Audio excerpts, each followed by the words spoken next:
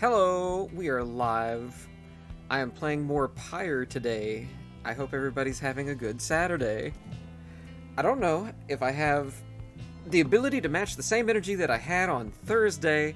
I went back and rewatched the VOD that I had on Thursday, and boy, was I full of energy that day, which is really weird considering I had not eaten anything until about halfway through the stream.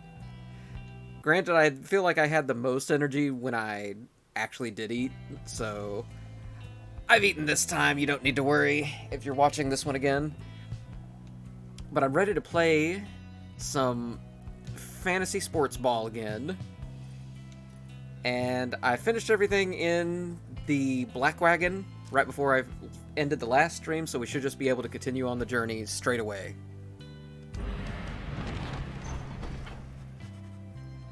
Come dawn, you find Hedwyn and Jodariel assessing the current situation with the minstrel. Are you most certain? Aye, madam. I make no claim the journey shall be pleasant, but it is necessary. Am I doing like a French thing? I was trying to do kind of a... I don't know. I think I accidentally slipped into French with the minstrel, but that's also fine this time. Hedwyn motions to you as they continue talking. Seems we'll have some work to do once we arrive in Flagging Hands. Let's get going, soon as you're ready. Sooner we get there, sooner we can leave. Alright, straight to Flagging Hands then. You have not yet been to this region of the downside. The lone minstrel knows a relatively safe route down into the Flagging Hands region.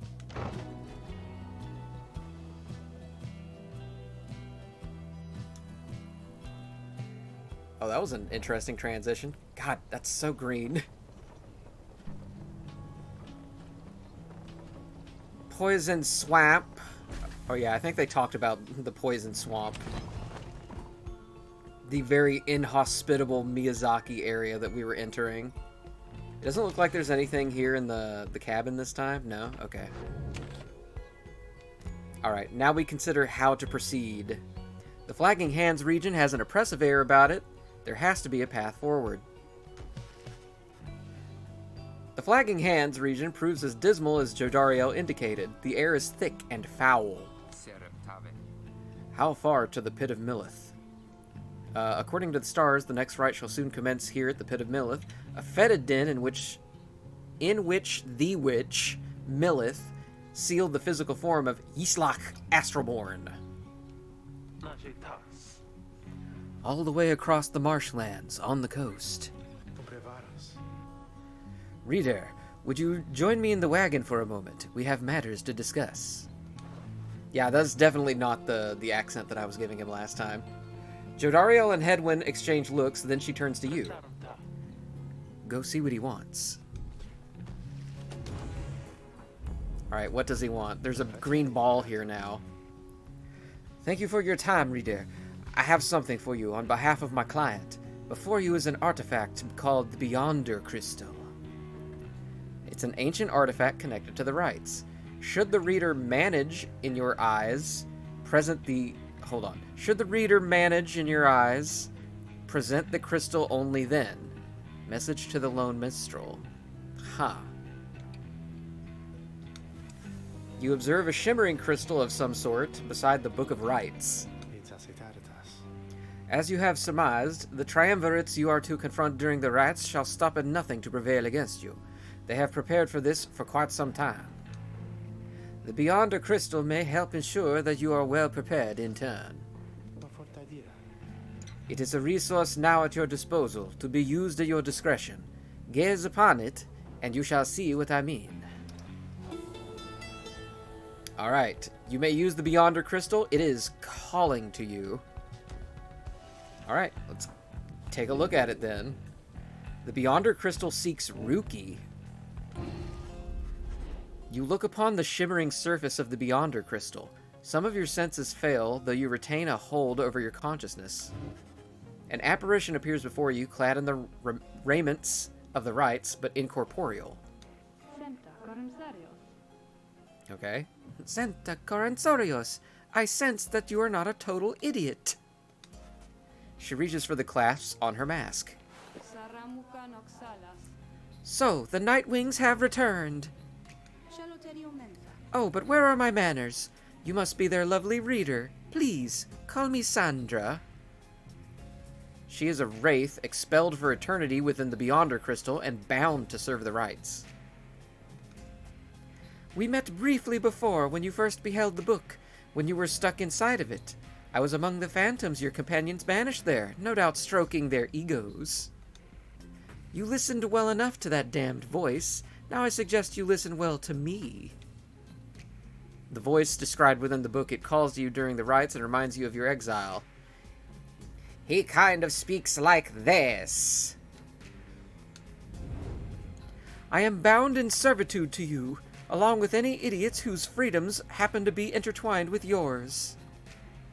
I know the rites better than anyone. I soon can whip you into shape if you but take advantage of my services. First, I offer scribe trials to those friends of yours. If they can pass, it shall be worth their while, and yours. Sandra's series of special challenges custom-tailored for each of your fellow exiles. Secondly, my Beyonders and I avail ourselves for practice rites, should you be so inclined. A spectral triumvirate banished for eternity and trapped within the rites, led by the wraith called Sandra the Unseeing. And practice rites are, no strings training competitions between your fellow exiles and Sandra's Beyonders. Yeah, kind of figured. Or you could always come and chat and briefly free me from an eternity of boredom, You have invoked Sandra from the Beyonder Crystal. What do you wish to do? I would like to request a scribe trial. Choose an eligible exile to brave one of Sandra's challenges and earn a unique reward if they prevail. Indeed, it looks as though one of those failures of yours is ready for a lesson in pain. I believe they specifically asked for Ruki. Yeah, they definitely specifically asked for Ruki. May as well. You ask Sandra to administer one of her special trials for Ruki. What, the loudmouth cur? Well, I suppose that he is ready, technically, though I have a litany of reservations about him. But let us bring him forth. Soon, Ruki appears in heat of the summons. Sister, why are you looking at me like that?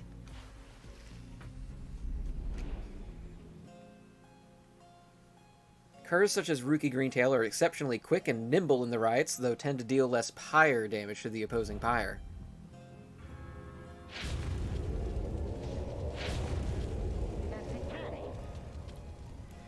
Alright, what's the big idea, huh? This some kind of trick you're playing, sister? The apparition Sandra then appears and unfastens her mask. Shut your mouth and listen well, cur. You answer to me here. What? Your mouth runs quicker than those stubby little paws. You have much to learn if you have any intent to prevail in the rites. Let us see how you fare without the benefit of your trusted comrades, save for your lovely reader. I guess it's you and me then, huh, sister? Wherever you are. That's me, the lovely reader. Oh, Lord. 3 demons, huh? Interesting. Got it.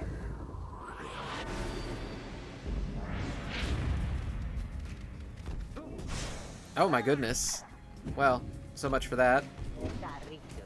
Yoink. Oh, never mind. Oh, they're strong. I only get a few of those.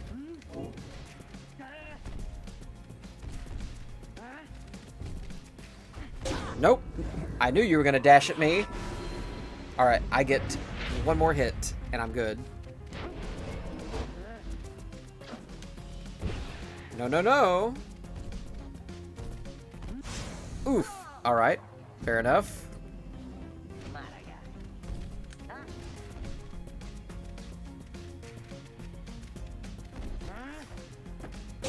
Well, that was actually fairly simple.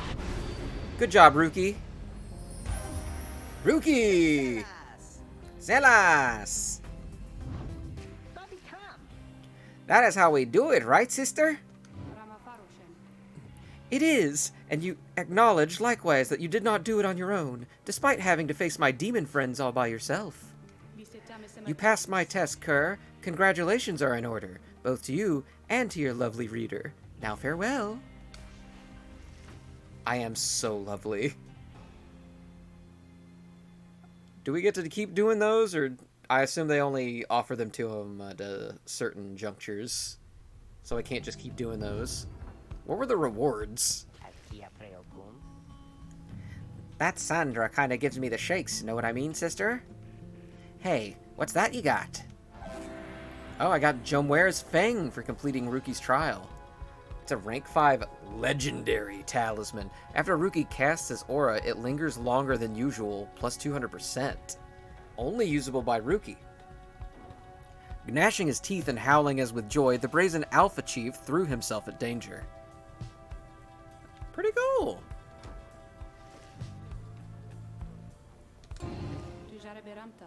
Was there something else, reader? Alright, I can't keep doing that. I don't need to practice right. Let's ask her what's on her mind. Sandra is bound to the Beyonder Crystal. She may appreciate having someone to talk to. I do appreciate the effort to make small talk with me, reader. Anything to break from the monotony of staring at the void within this place. Not that I could see it if I tried. She laughs at this, or maybe at herself.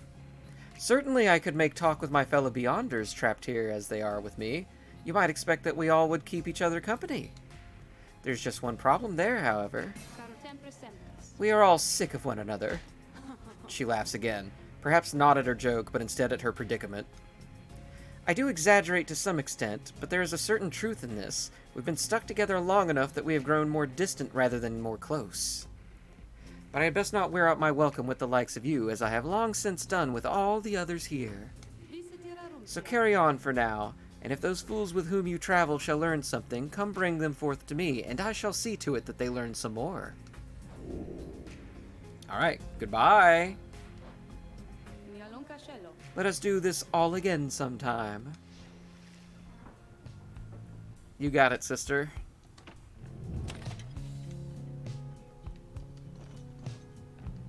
Nothing to really inspect outside. So we just continue the journey.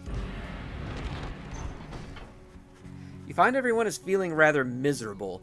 You sense just being in Flagging Hands eats away at one's spirit. Only the imp Tizo seems unaffected. Most of your fellow exiles lost one hope for the next ride. Ooh, that sucks. Couldn't get around that. A moment, reader. There are several courses we may take through Flagging Hands. If you choose to prolong your stay, it may be worth your while. However, your companion's spirit shall likely suffer more. Oh, okay. Cold Moat, the north route through Flagging Hands crosses a mass grave. You can get a valuable item if you take a job here. Cuts straight through the Pit of Millith. Hedwyn suggests taking this faster route will reduce your companion's loss of hope. But Fallowfield, the south route, crosses diseased and wilted plains. He says you can improve a talisman if you take a job down here. Well, what if we were to do that?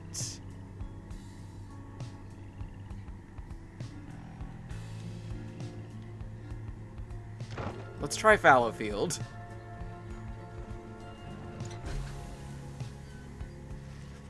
The south route through Flagging Hands is bleakness and decay. No one speaks, yet you sense despair encroaching on the minds of your companions. Only Tizo seems unaffected.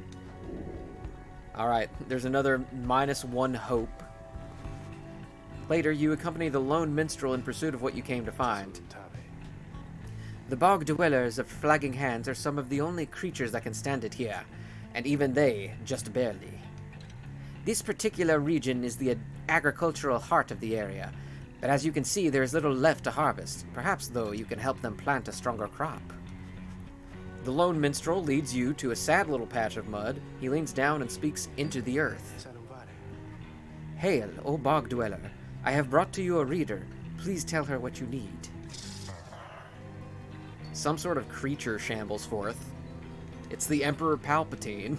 With broken hands, it points to you It points you to a collection of foul seeds and simple garden tools.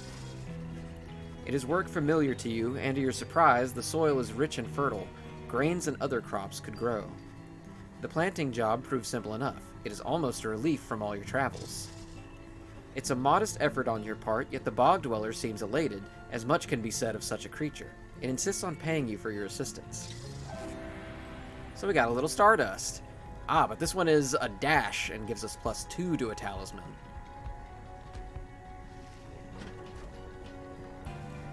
Well worth it in my opinion.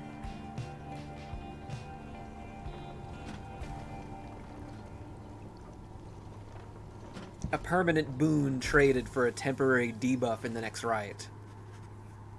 By the time you reach the Pit of Millith, everyone besides the Emptizo seems to be feeling even worse than before. You sense their desire to leave this place as soon as possible. Alright, so we're down 3 hope, if I'm right.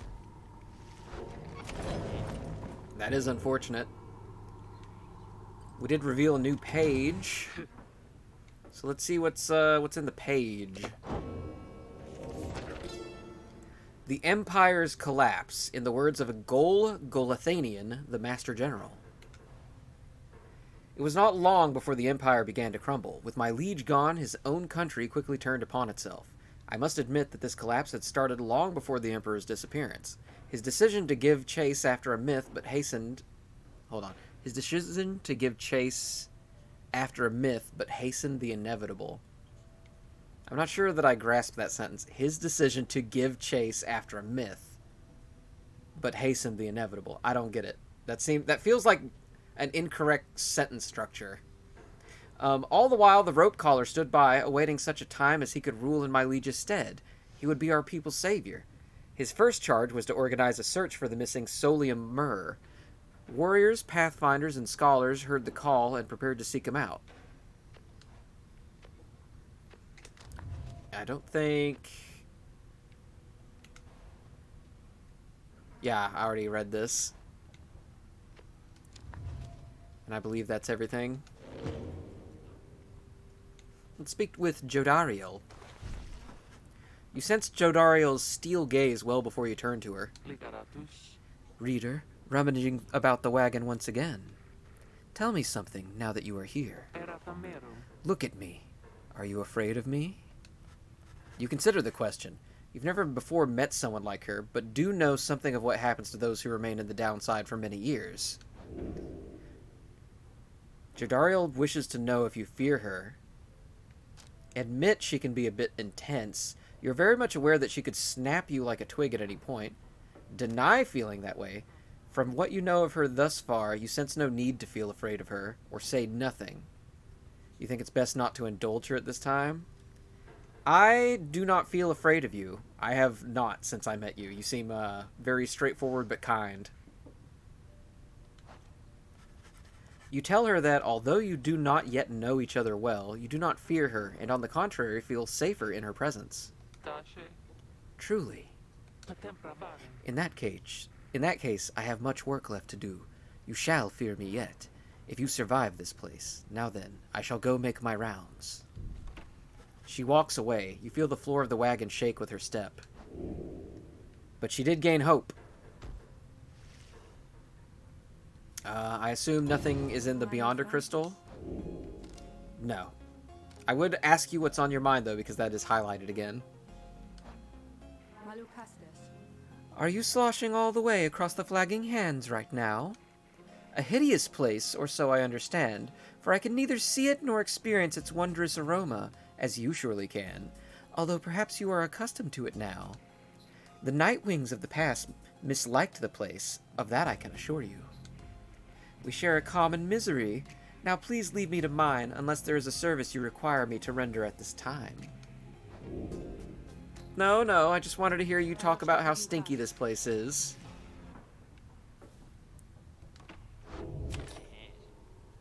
What is in the slug market, baby? Dawitais? Oh, hey, you guys. You know this place. A lot of folks, but not a lot of customers. Know what I mean? So have a look around. Alright, some new stuff. Grant the bearer 2 hope.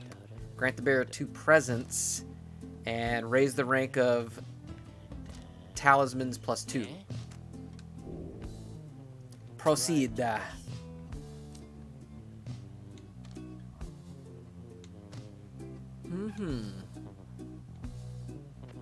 This is fine.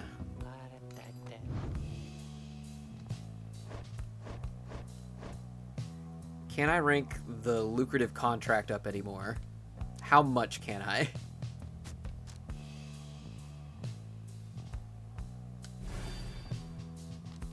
Big money? 14 to 16? Look, the early investment. We go until we hit a cap. It's stupid, but it works.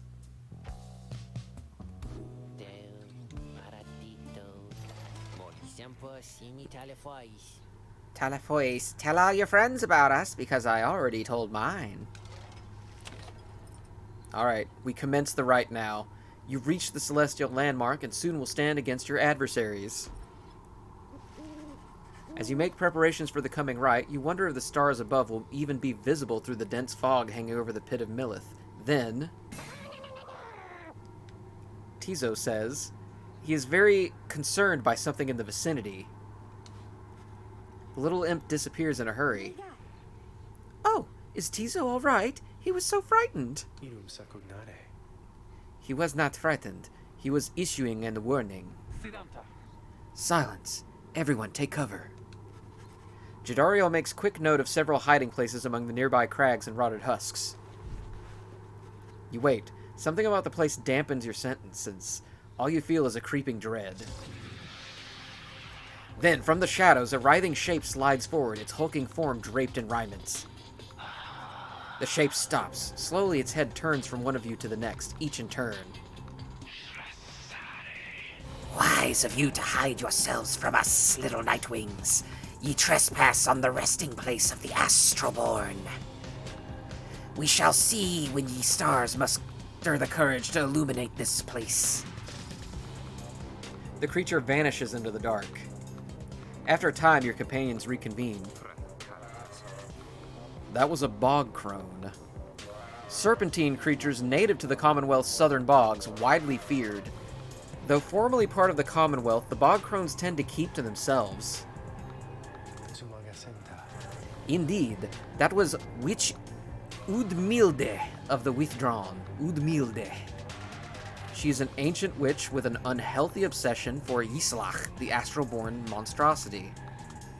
The Withdrawn is a triumvirate of bog dwellers compelled by sinister forces rather than by freedom, led by the crone Witch Udmilde. Tizo makes clear he has no love of Udmilde. Although the rites dictate she cannot harm you bodily, with her, best not to take unnecessary chances. We'll take what chances we can get in all of this. Everyone, it's time.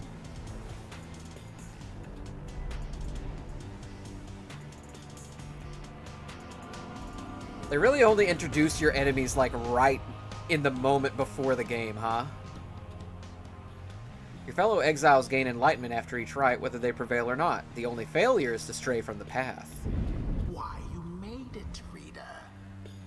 Made it all the way to the detestable pit of Millith. In doing so, of course, you have disturbed your ancient adversaries, the Withdrawn.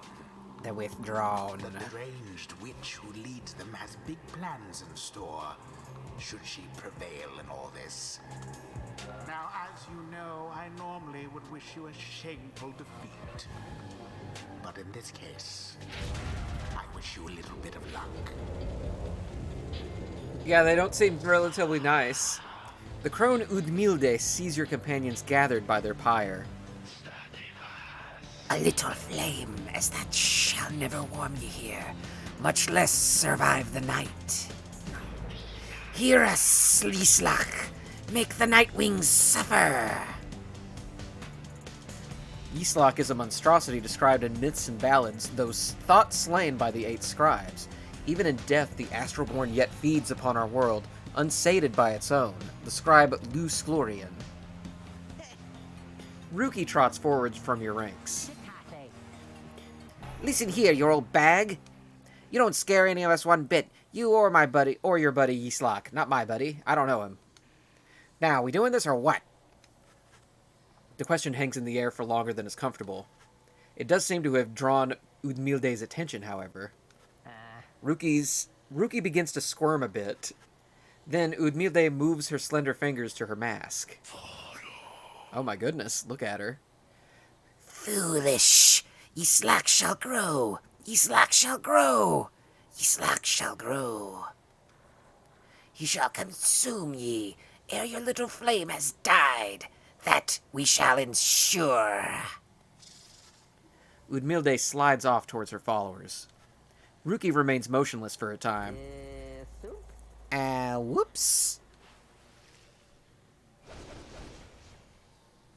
Alright. She seems to have a weird aura to her. Alright, what is everybody's enlightenment? I need to know. 1500... 1750... 2100... 1000... and 1350. Okay, so definitely Faye goes in.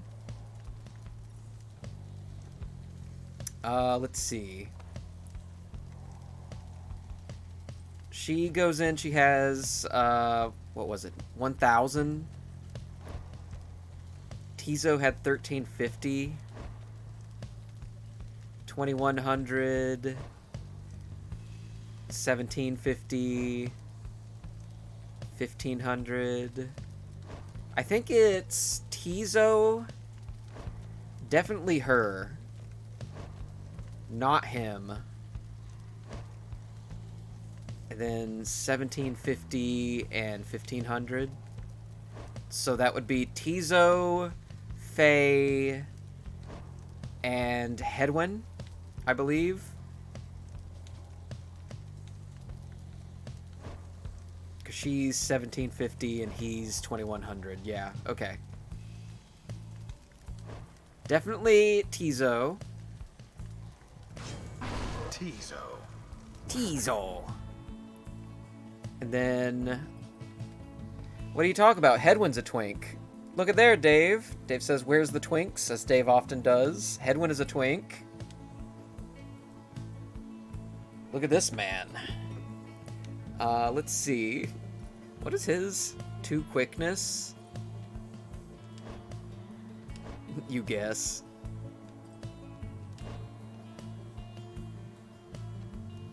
Who has the lowest hope?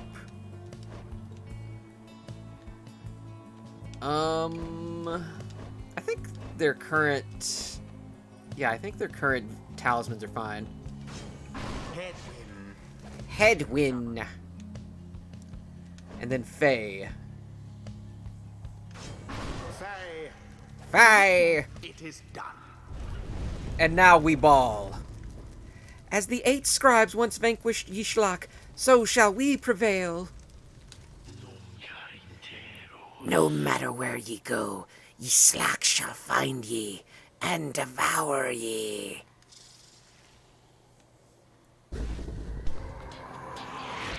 We bawl. Commence. Nope. You Seize stop. the orb.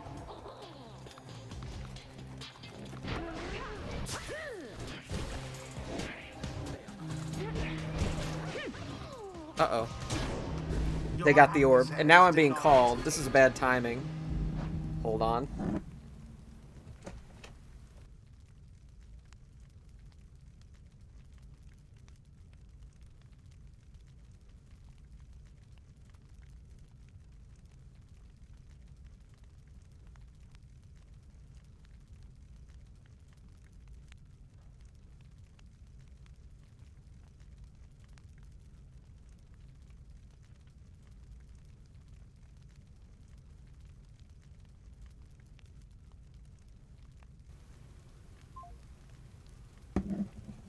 Okay, I am off my phone now. It was just a question.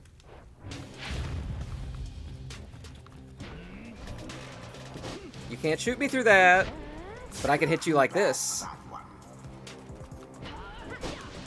Oh. Nope. They plunged into the fire. They plunged into the pyre.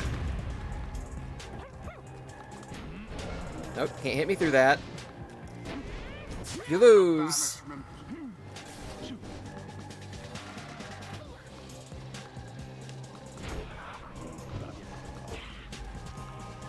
Easy peasy. With grace. Do you believe you can prevail in this? Easy. Ah.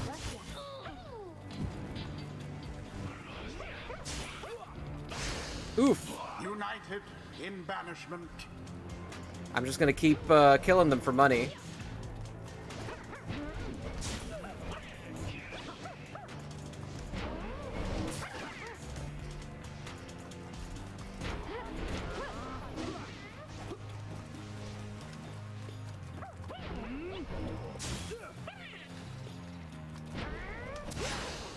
Why, that was all of them.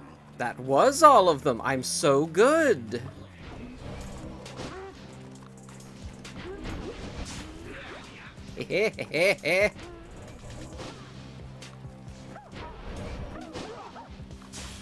Get vanished. Oh. My,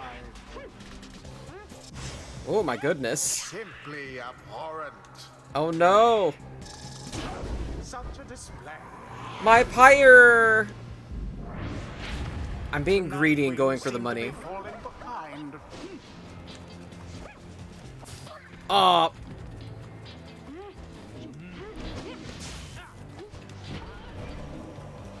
No, no, no.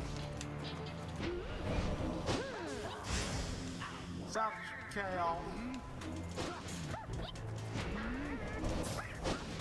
Oh, for some reason that didn't work. Odd.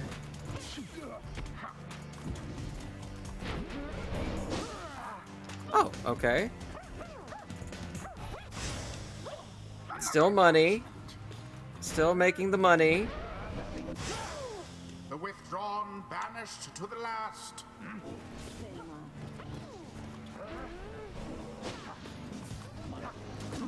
Dropped? Since when was that a mechanic? When do I drop the ball?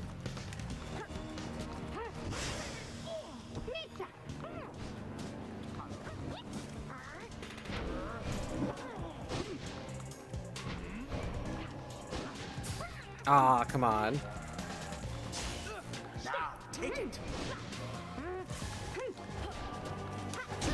Got it. Fire of resolve. I'm balling. The lifeblood of Islak, it flows within this lair and beneath this world. His lifeblood, it shall engulf ye in such blackness and despair. Okay, you're cheating, is what I'm getting out of this. You have chosen to cheat. Profane name I shall repeat. Best beware of foul sorceries. Woo. Beware, you're in for a scare. Easy peasy. Yes. Yes! Up!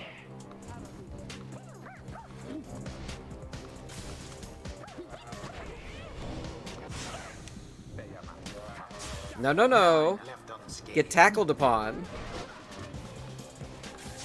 Ah!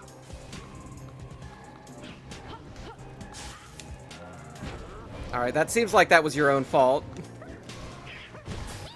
Ah, come on.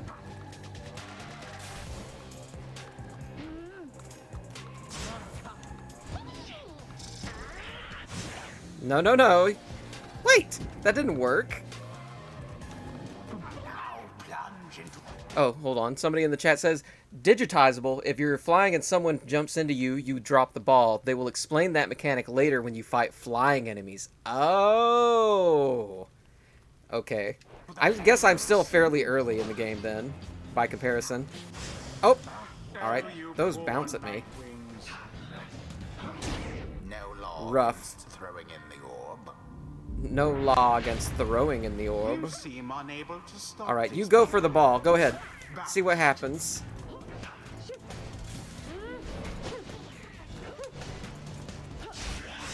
Ah, you both jumped into me. Dinguses. What are you gonna do? Glory to the scribes. Glory! Now end the ceremony. Go ahead, go for the ball. The orb. Not very smart. Nope. I passed. Oh, I apparently went to my own portal here. I would like to pick up the... I can't pick up the ball.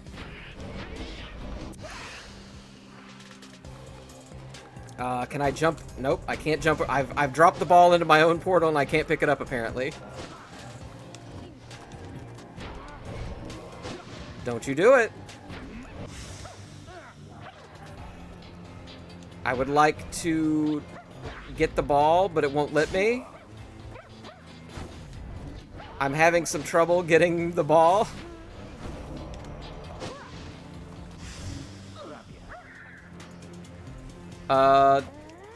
I can't get the... This is a predicament. How do I pick this up? Okay, there we go.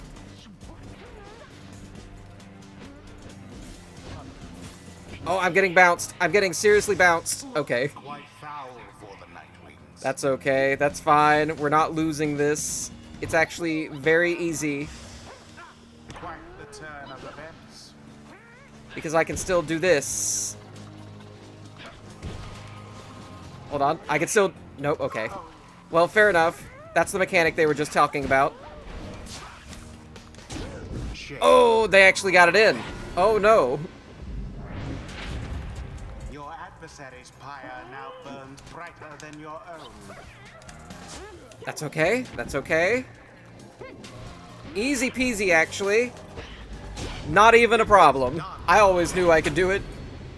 The Nightwings once again prevail. A victory so narrowly achieved, and thus more glorious. The Rite is ended.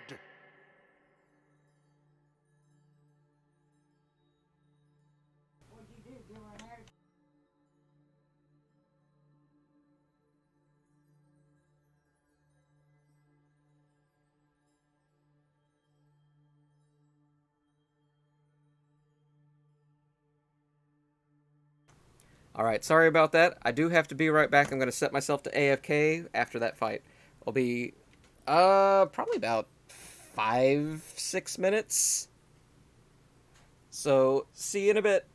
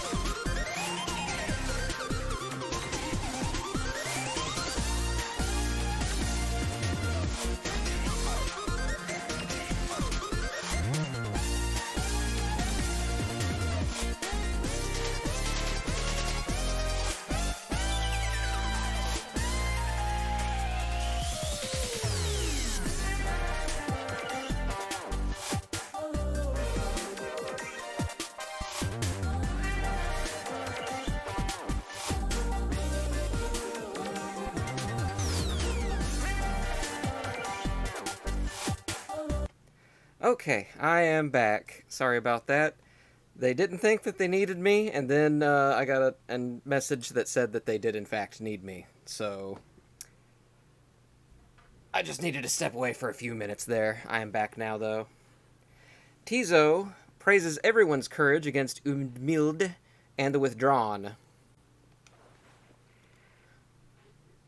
Zanchlu says, "Hello, Dodon. How's Pyre going?" "Hi, Zanchlu. Nice to see you today." Pyre's going well. I very much have been enjoying this game. For being the one Supergiant game that I had heard the least from other people about, I did not have super high expectations, if I have to be perfectly honest, but it has broken whatever expectations I've had so far. And apparently I'm still fairly early in the game, so expectations continue to get broken. I had, I'm just as blind in this playthrough as I am in my Transistor playthrough, with the key difference just being that I had heard many more positive things from other people about Transistor than I had ever heard from anyone about Pyre, and Pyre seems to be the one that the fewer people that I know playing Supergiant games had ever actually played. Zanchlu says, "I need to go back and watch the VOD for the first stream still. This one is my favorite narratively. The character interactions and choices you make the story very unique and personal." I have very much enjoyed the setting and the characters. I got to see that really British ratty-looking dog that was, I guess, the antagonist to Rookie in the first stream, and very much enjoyed his introduction. The game so far, I really like the gameplay of it too. Despite just being kind of straightforward, 4-button setup, just like 3-on-3 sport ball, it works. It works really well. I'm surprised. Edwin says, "Nice work, everyone. Never thought I'd have to stand against a bog dweller." "The scribes, they vanquish Yislak, just as we prevailed tonight." Yislak, we have failed thee, and the deed shall be repaid in blood.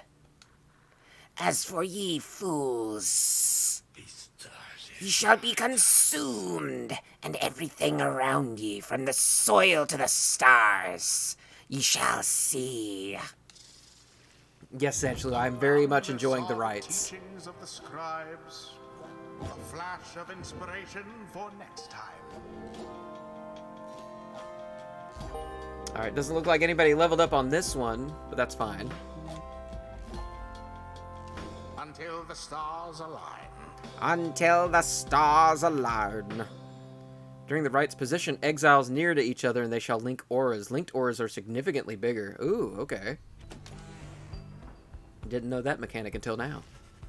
Having bested the Withdrawn in a last-ditch effort, you and the others have some moments to recover from the ordeal in the relative safety of the Black Wagon. So, can we get out of here? What, Greentail, had enough of Udmilde's hospitality for the time? Oh, Jody, yeah, thanks, I'm good.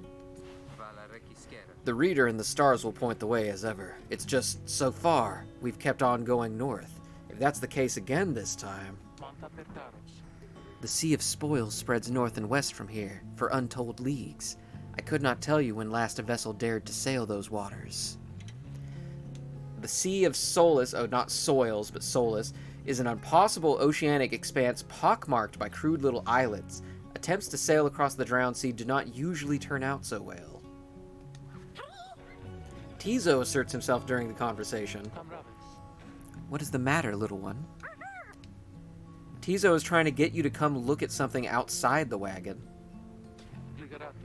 Reader, please go see what he wants. You excuse yourself and follow the imp into the dark of night. You find Faye and the lone minstrel already gazing up at the stars. Can you not read the stars yourself then, Mr. Minstrel? I fear it is not so simple as a matter of can or cannot when it comes to me, Faye. We shall see what the reader has to say, for this is her charge. And here she is, in fact. Thank you for fetching her, Tizo. Tizo is happy to have obliged the lone minstrel. I love Tizo. I love Tizo's design and color combination and everything. I love this little dude. Reader, it would seem the skies have cleared to some extent. Please look upon the stars and see where they compel us to go next. He is a good little fella, Zanchalu. We seek now our destination. Alright. Been there. Surely not north again like they said. Nope, yep. Looks like more north. To Ors, the Azure Star. The Azure Star burns bright over the ruins of a lost frigate in the Sea of Solace. I can't tell what that is. Like an octopus or a snail or something with two hands and a sword coming out of it? The Rites beckon you still further north toward the middle of the Sea of Solace. That's not good. You're joking, right, sister? Does the reader seem the joking type to you, Greentail? We do not argue with the stars. You talk like we could just go ride right into the water. Pardon my interruption, though perhaps we can. Say what? My client, Sandalwood, he has a way of anticipating such eventualities. Yes, the informative Headwind, Jodariel, and Ruki. West of here lies a place called Big Bertrude's. The proprietor is an old companion of his. She may be able to assist us. A small bog-dweller outpost at the edge of the sea. All sorts of contraband used to come through here, some of it fatal if touched or inhaled. Headwind's smile returns. That sounds like our best shot right now. Let's pack it up and move as soon as possible. Alrighty then. Does the Beyonder Crystal require anyone? I sense my lovely reader has returned. Then how may I assist you? No, okay. I can't even talk to her this time. Farewell for now. Then we talk to the lone minstrel, such as he is. Greetings, reader. It is good that you are here, for there is something that I wish to tell you privately. Do you have a moment? I shall not keep you long, though I know your time is precious. Alright, let's hear him out. He seems a wellspring of information concerning my quest. You bid him to continue and make clear your interest in whatever he has to say. Very well, and thank you for your time. And I should further note, matters that pertain directly to the rites I must reveal to you alone, for thus I am obliged. No tuber today, huh? Oh no, did my tuber went out? Why did this happen? Oh, for some reason, the PNG Tuber Plus is not responding. I cannot tell you why. How long has that been happening? Nobody has said anything. Yeah, I understand that you just popped in and you probably just saw it, Rez. Has this been going on and nobody's said anything to me? This might have just been happening since the last time I was in Stay Tuned. That's unfortunate if true. Hold on, I have to start it over again, I think. Yeah, close the program and we'll start it up again. You came in, Zanchalu says, I came in just as break was ending and just assumed there was a reason for it. No, the reason is that, I guess it crashed and I didn't know about it. So, that's unfortunate. I just need a moment to fix it. Alright, hold on, we need to lower this. The chat's in the way a little bit.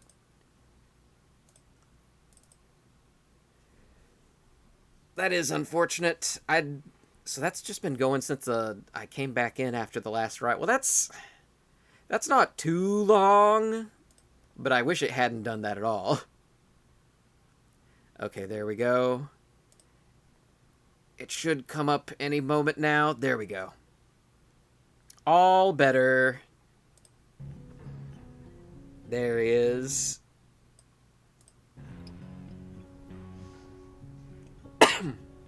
Alright, back to business. Thank you. It is a gorgeous mug, isn't it?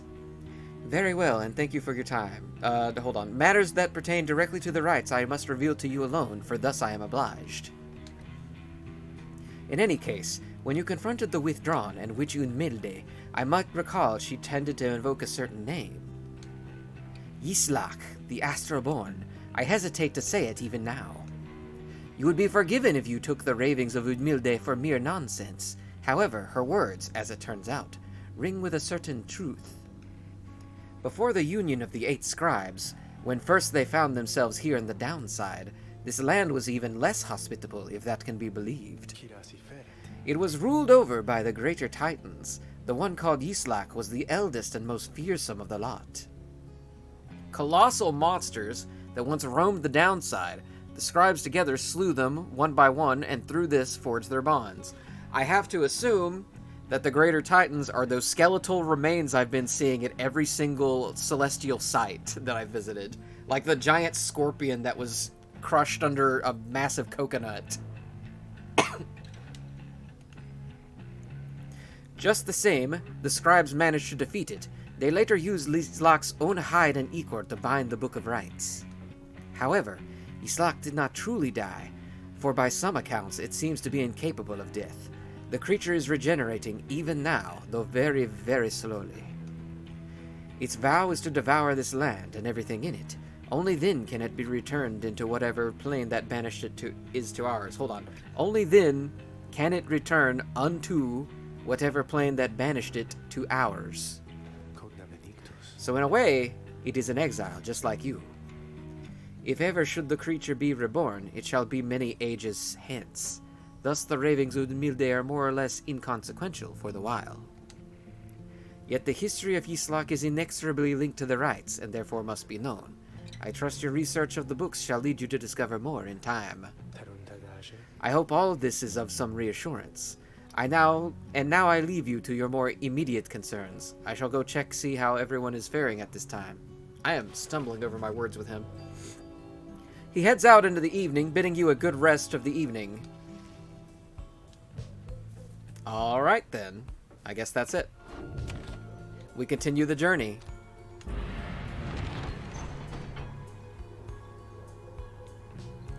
Into Big Bertrude's, a small bog dweller outpost at the edge of the sea. The lone minstrel says someone here can help you pursue the stars across the sea. Presumably with a boat? Or some ability to boatify this wagon? This is the place. Let us go see my client's companion as soon as you are ready. And now we seek Big Bertrude. The lone minstrel says his client has a friend here who can aid your quest. Big Bertrude's is a sickly gathering of bog dwellers who stay within shadows, yet you can feel their eyes surveying everything. The lone minstrel steps forward. Sandalwood sent us. Those words are enough to make the bog dwellers snap to attention. They emerge from the mud and dark and begin inspecting your black wagon with their stranger tools. One of the bog dwellers slithers forth. She is larger than the rest and leaves no doubt that she commands the others. Thou speakest the name Sandalwood. We would know his whereabouts. Reveal them to us. Good day to you, Big Bertrude. It is a pleasure to meet you at last, for Sandalwood always spoke highly of you and your handiwork.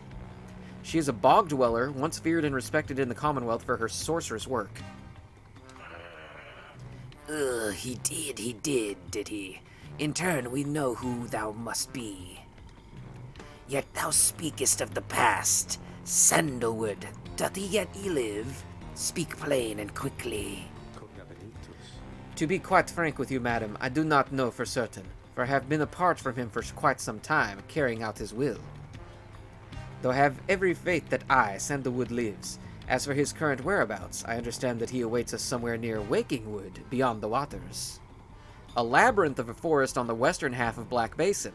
Few know their way around it. The path to the sacred Mount Alodiel lies far beyond these suffocating woods. We wish to seek him there, though, as you can see, our wagon is ill-suited for the task. The one called Bertrude frowns at this, studying the lone minstrel all the while. Indeed. Then leave us. Return at dawn. That is all. By your grace, Big Bertrude. The lone minstrel turns away, but Hedwyn stops him. Hold on. Are you sure about this? Leaving the wagon in their care. All should be in accordance with my client's plan. You keep calling Sandalwood your client. He must reward you well. Aye, in the matter of speaking, he helped me find a sense of purpose I thought lost. Hedwyn nods at this and then turns to you. Well, my friend, I guess we'll see what happens, right? I'm off to let the others know. You find yourself with time for your vocations while the bog dwellers go about their business. Alright. As usual, I will be mentoring a companion. I think that is the best use of my time, personally. So who has the least enlightenment this time? 2,000, 1750, 2100, 1500, and 1850. Alright, so once again, it's Faye who is behind slightly. So let's mentor Faye this time. Me? Oh, of course. Please tell me something I don't know, for there is lots of it. You sit down with Faye to go over some of the subtler aspects of the rites, such as the state of banishment and how to return from it. You sense she is beginning to understand. The private lesson gave her 1,000 enlightenment. The 8 scribes, they inspire me, and now I feel that I have grown somehow closer to them, maybe. Alright, now I can choose a new mastery for Faye. Faye flings the orb faster and farther than usual. When saluting her adversaries, Faye automatically leaps towards the orb if no one has it. Okay.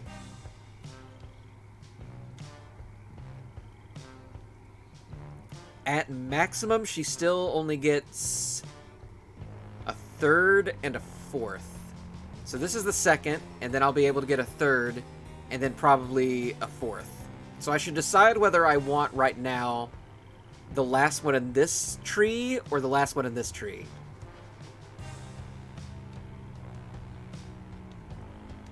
So if Faye is banished while jumping, she shall instantly return at the origin of her jump.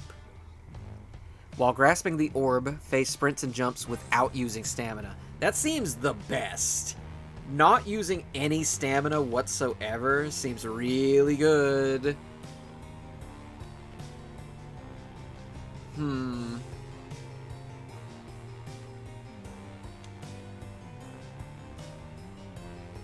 I never use salute.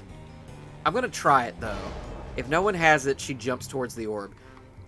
The more I think on it, I think that I don't like being banished very much.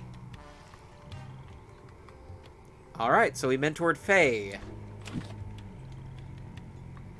The closer I can get every single one of them to enlightenment, the better, I think. The path to freedom beckons you to press on. The lone minstrel finds you early the next day. Read there. It is ready. Please come have a look. The others are already there. He beckons you to see the wagon. Alright. There's a new table and some little doodads and a bell, so that's nice. The black wagon appears different now than it did the day before. The hull is fully sealed and reinforced, and all manner of nautical equipment adorns the port side. Wow! You people seeing this? I'm gonna have a look around. The wagon should be fit for sea voyage. Let us depart at your earliest convenience. What about Big Bertrude? She then appears as if on cue.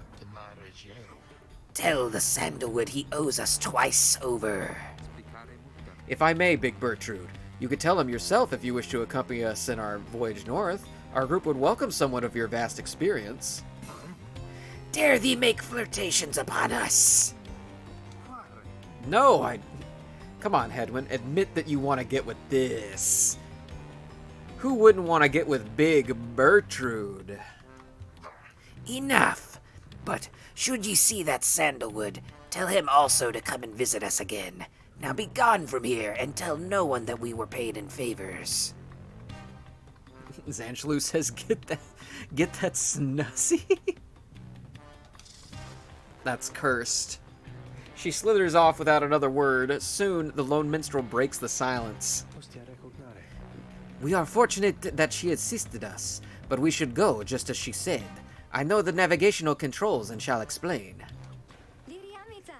This is so exciting! I don't know how to swim!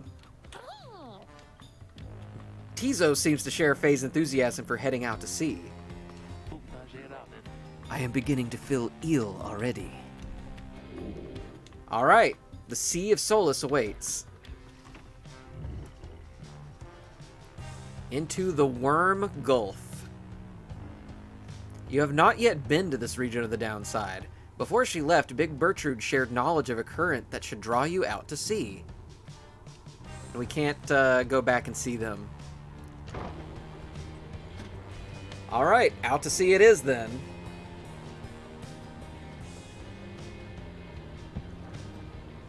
The Cross-Continental Basketball Team.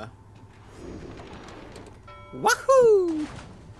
Alright, so we just transformed into a boat using boat magic. The Worm Gulf.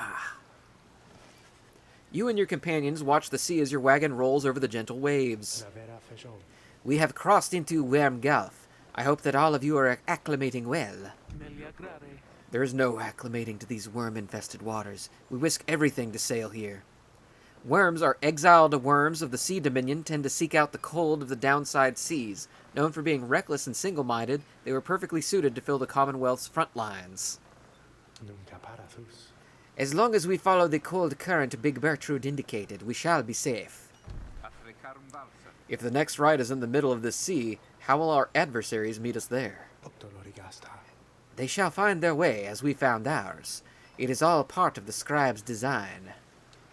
Now, reader, please confirm the next point on our sea journey. We seek the Hulk of Oars. According to the stars, the next rite shall soon commence here. A carcass of the doomed exploring vessel Dazraban, lost in the waters of the downside. Alright, on to Outer Solace. Out here in the Xbox turn-on waters. Bertrude's instructions are to navigate the maze of maws in a curving route bearing northeast. Wahoo!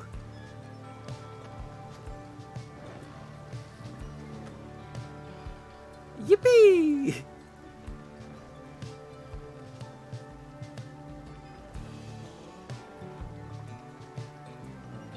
This is calming.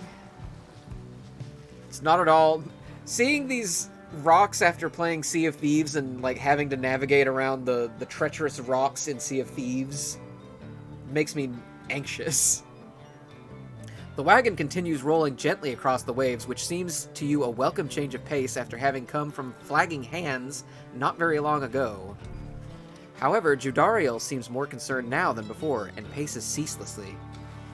When she notices Ruki, she stops him for some questioning. Greentail, how is he doing? Who, Hedwin? Oh, he's pretty much the same. Been up all night, retching into the waters if I had to guess. His first time out at sea. His first. She turns to you. Reader, please check on Hedwin when you have the opportunity. He requires our support, and we require his swift recovery. You wish them a good afternoon as you go check up on the others in the group. Later, you find Hedwin looking out of sorts. Oh, hello, my friend. It's just... the sea hasn't been good for me, I guess. It's funny, all this trouble just to get back to the Commonwealth of all places. Hey, tell me something.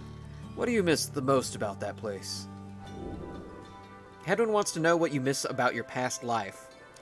Your book collection was highly illegal, though just the same, you miss having had access to those volumes. The few friends you had, your life was almost always difficult, but several of your longtime confidants did help you get by. The food? The mouth waters at the thought of it, at least compared with what passes for sustenance here. Or nothing springs to mind. You have made conscious efforts to discard most of your memories of living in the Commonwealth. Let's say friends. We love friends. You tell them that there were those who did support you over the years and that it pains you now to be apart from them. Yeah, I hear you, my friend. There's someone out I miss... Hold on, my goodness, I am stumbling over these words. There's someone I miss terribly back there myself. I'm sure that when you make it out of here, your loved ones will be waiting. Anyway, I'll be fine, I think. Thank you for checking up on me. Is the loved one you're talking about your harpy lover that you ditched the army for? Is that who you're talking about? The person with the wings? You sense he wishes to be alone. There's not much to be done for him for now. It appears Hedwyn is too ill to conduct the next rite. Well, all right. May he soon get well. I am sorry for my interruption, reader. Please again confirm the next point on our voyage. Well, having one less option makes it easier to make my choices at the next rite. According to Bertrude, the celestial landmark you seek is beyond this strait. Assuming I don't get another teammate at the point that we reach this rite. Finally, in the Sea of Solace.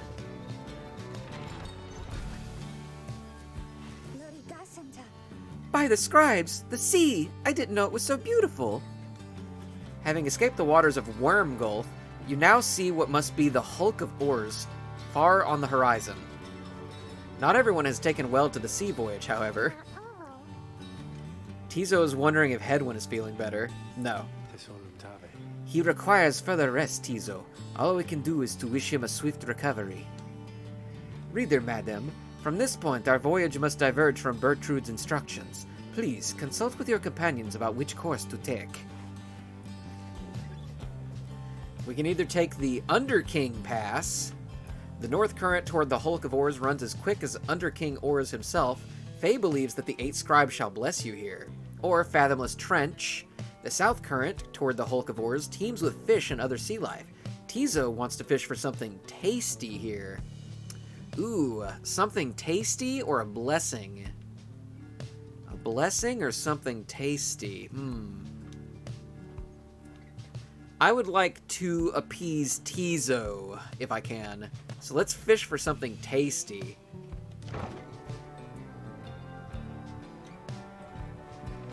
I love that little imp. And I did just mentor Faye. She's gotten her attention. The sea is peaceful for the most part, save for occasional strange shimmers beneath the surface. You realize the lone minstrel is looking down at them along with you. Those ships down there, some must be worms of the Sea Dominion, cast into exile. The Sea Dominion is a vast and war-torn undersea regime, home to untold numbers of amphibious worms. Having conquered their waters, the worms clambered onto the Commonwealth shores in search of new wars. Ah, so Water Krogan.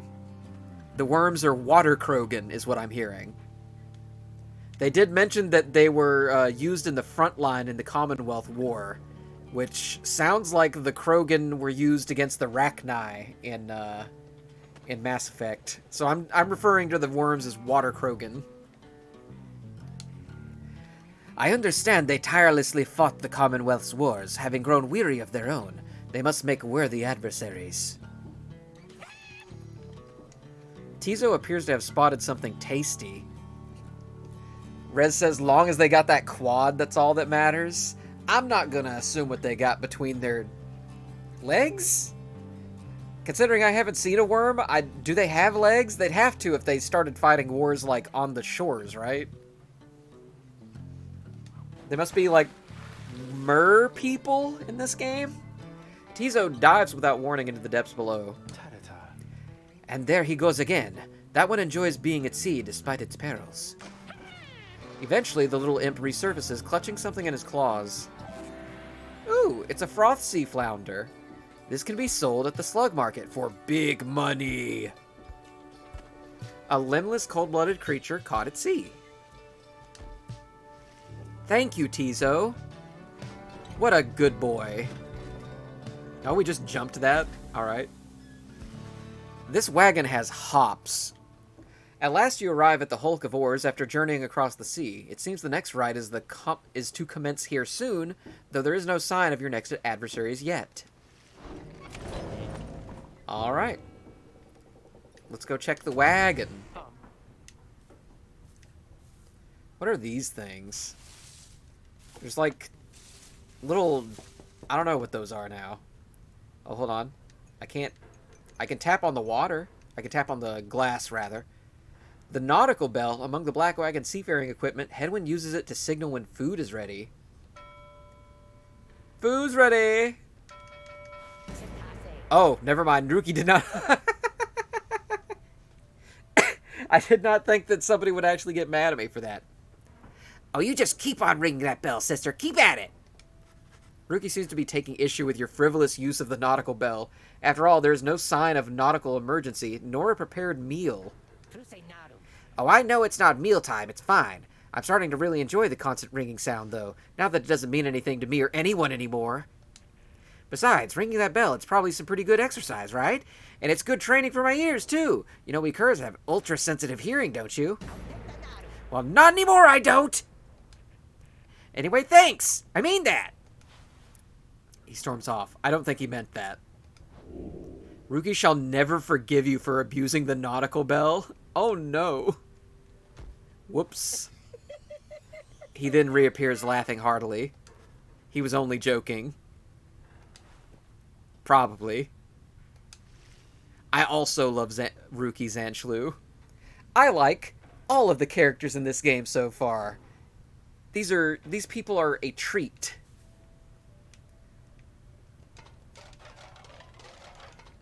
What happens if I keep tapping on the glass? Okay, nothing. What is behind you? Silver Cudgelhead, a limbless, cold-blooded creature rescued from the sea. It is fully grown and has led a rich life. Ring it again?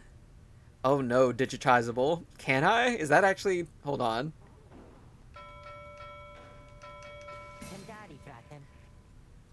Okay, Ruki says, okay, stop it, sister. I'm not kidding, it's bugging me. Please?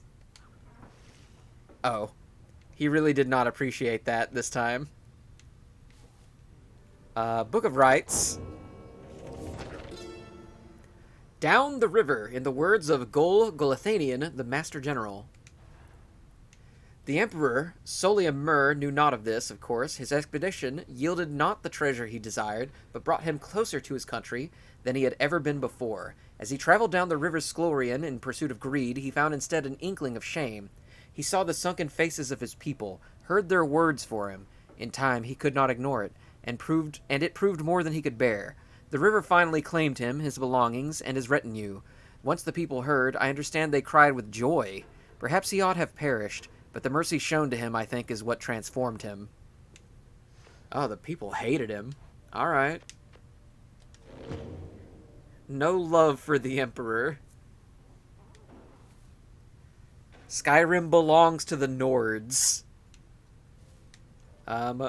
Anybody in the Beyonder Crystal need me?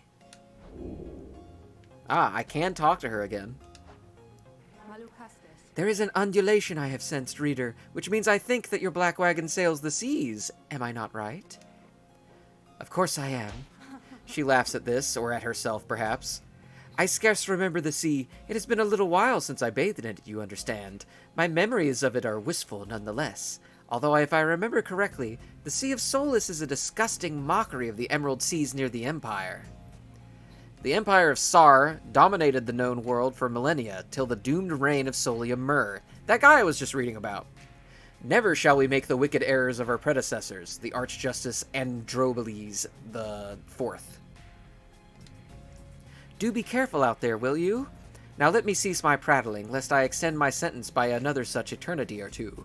We had best stick to business. Alright. I shall be here if you need me. Chidario wants to talk, though. Reader, a moment of your time. You ask what is on her mind. Hedwyn, he's beginning to recover from his illness. However, its sudden onset serves as a reminder, I believe. I have known Hedwyn since he was a child. Even now I hesitate to say that he has grown. Nevertheless, there are such things that even I would never say to him directly. For instance, I struggle with his confidence at times. Whether he leads us to our freedom or our doom, I am ambivalent. Speak not a word of this to him, of course, in case that is unclear. I shall tell him in my own way, if and when the time requires. In any case, when times remind me of his mortal weaknesses, I end up having to consider what should happen should we become separated permanently. She trails off for a while. What I mean to say is, you should know that I am fully pledged now to this quest of ours, whether Hedwyn is the one to lead us to its end or not. I have my reasons. One of them is him. I expect the same holds true for you. That is all I wish to say. Take care, reader. She nods and brushes past you toward the door. All right. I don't want to ring the bell again. I don't want to ring the bell again and annoy Ruki. We can go to the slug market. I have a fish to sell. Oh, hey, guys. Funny running into you out here. Right in the middle of the drink. Know what I mean? Not a lot of customers today, so have a look. I'll give you a good deal. All right. This can be sold at the slug market. Yes. Oh. What is this one? When aura casting, raise the bearer's maximum range by 8%.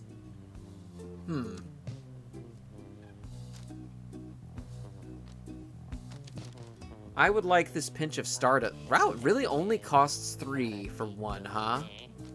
Alright.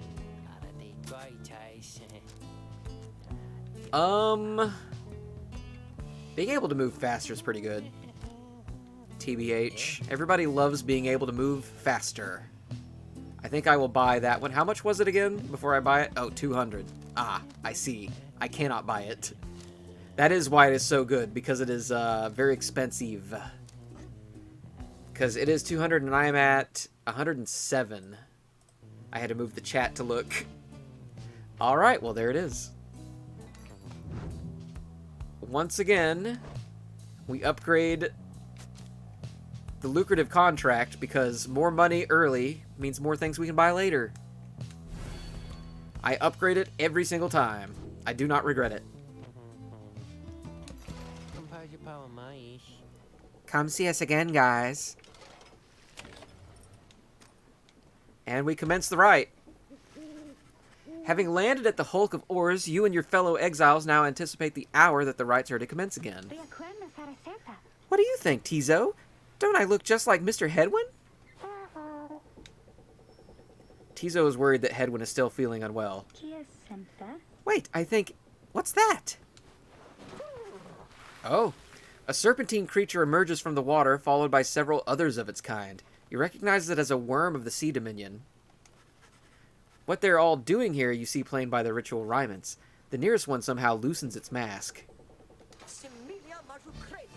What the hell? It looks like, oh god, what's his name? It looks like the Monster Rancher thing that's yellow and has the one big eyeball. It's just him, but his one leg that he hops around on is just really long. Suzo! That's correct, Zanshlu. Zanshlu says Suzo. It looks like Suezo Suzo. That's a worm, Dave. That is a worm. Digitible says, turns out worms do have worm bodies. Okay, so they don't have legs. They fought on land, I guess the way that snakes do. But it is talking like a knight. So let's see. Good sirs and good ladies. So it is you that heed the summons of glorious competition against this knight and his brigade. Zanshlu says this is my favorite character, I think, the Worm Knight. Well then, let us do battle now without delay. More than our freedom is at stake here, but our very honor, and this knight fully intends to reclaim his. Oh, and lest this knight forget, he is called Sir Gilman. He salutes you he salutes you all on behalf of the Pyre Hearts, until the contest. Sir Gilman is a once proud knight of the Sea Dominion on a self-made quest to regain his honor. The Pyre Hearts are a triumvirate of worm knights who perceive the rites as great battles to be won. He slashes out of view just as the stars above begin to shimmer with a strange light.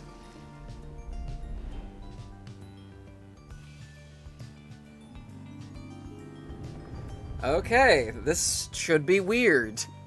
I don't know what to expect after the weird bog witch in the last rite. endless, aren't we, reader? Even the vastness of the sea was not enough to thwart your coming here unto the hulk of Oryx. That's right, bitch. I'm going all the way. It would be wise not to underestimate your adversaries here, despite their pitiable look. I am, of course, referring to the Pyre Hearts. Good lord, look at this backdrop. What is this thing? But another war to them, and that makes you their mortal enemy. I mean, he seemed nice enough. Expect your battle to be glorious.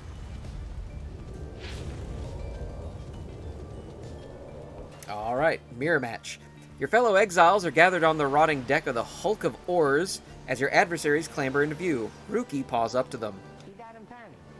Say, what are you worms even doing here? Can't you just swim back to the Commonwealth or the Sea Dominion or wherever it is you're from? Ha-ha! An excellent point! It seems then that these adversaries and the Rites are clever, wouldn't you say, sire? Just get rid of them already, Gilman. As your commanding officer, this knight hereby commands it. Hark! This knight wishes to introduce his noble commander. No worm knight in history has withstood as many frontline battles. Doff your helm, sire, as is our custom. May our adversaries tremble at the sight of you. Sir Gilman attends to his commander's mask, despite his protests. Oh my god. Wait! Ah! Give this knight his mask! This knight hereby presents to you the great Ser Deluge, a noble visage, is it not? He is a petty worm knight of the Sea Dominion who somehow survived countless battles. Oh god, I hate how his eye pops out. Ugh. Ser Deluge trembles and squirms. He's one of those like stress ball toys. You squeeze him and then his eye just pops right out. It's gross. Ah, so yes, you can swim or no. It's that dude from Lilo and Stitch. I agree, Dave.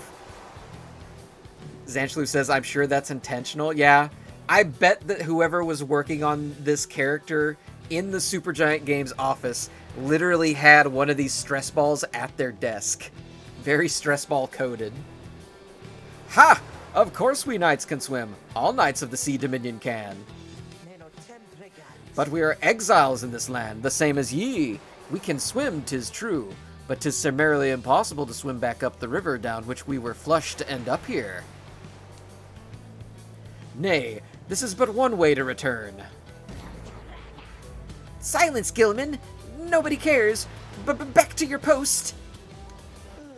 Sir Gilman hesitates, but does as he is told. I hope that we recruit him after this rite. I would like Sir Gilman on my team. Oh, hold on, I am getting a call suddenly. That may be the dinner bell.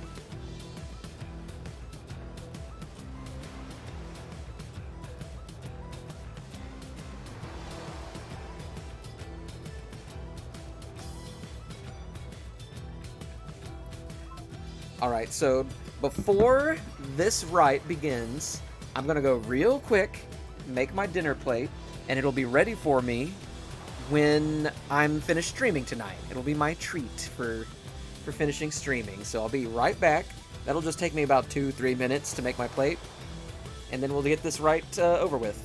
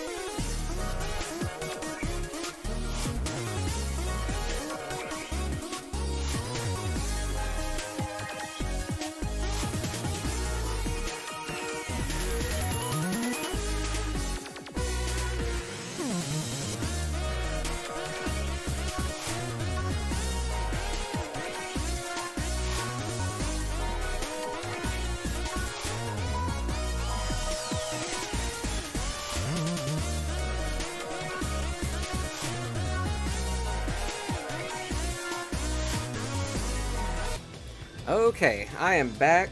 And let me just, real quick after coming back, make sure that the PNG tuber's up. Alright, it looks like it didn't crash this time. Great. I have made my plate, and it will be waiting for me as soon as the stream is over tonight. Which, probably in about an hour and a half. I usually end it around 9 o'clock. We're about halfway through it right now. I also love the music for this particular Rite. I love this. I don't know how to describe this genre, but it's just a really nice sound. Supergiant always has great soundtracks. In fact, I already have this one saved to my playlist for when I do art streams or Marvel Snap or anything that I listen to video game music for. This knight who knows who you are, Nightwings, and he is not afraid of you. He somehow climbs back into his mask and coils up to his full height. Now in guard! The exiles of the Worm Triumvirate take their positions as you focus on the Book of Rites. Alright, I need to figure out my team. Reader, Hedwin's illness means he cannot help us here. He shall be counting on us. Now let us get started. Let us. Alright. She is 1750. He's still 2100. 2500. 1850. Alright. So that means Joe Dariel for this one.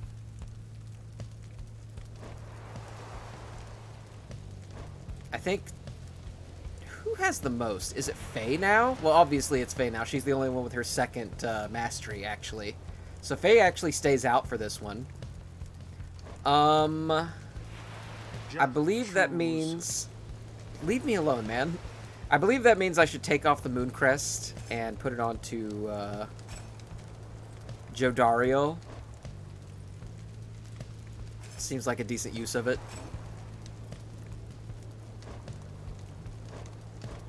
And yeah, it'll probably be Tizo, Ruki, and Joe Dariel.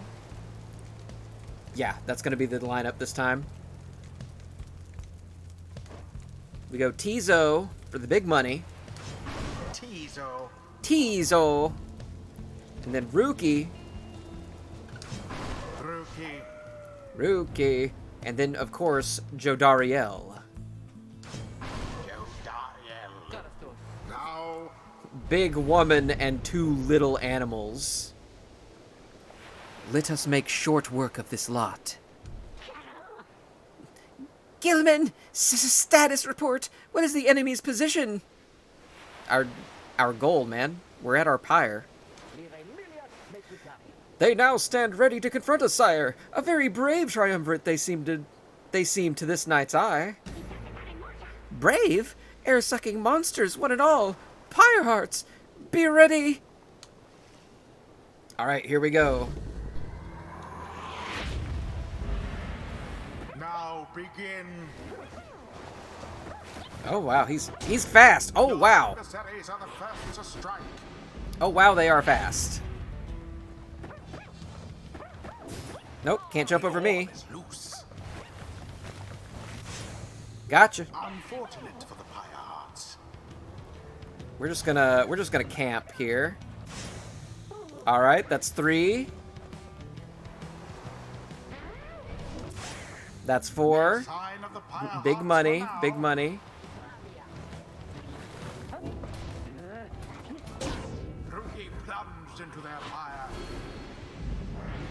Easy money. Best not get overconfident, Nightwings.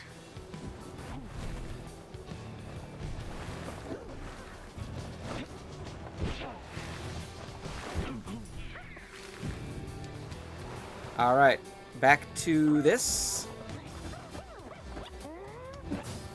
Ah, actually lost him.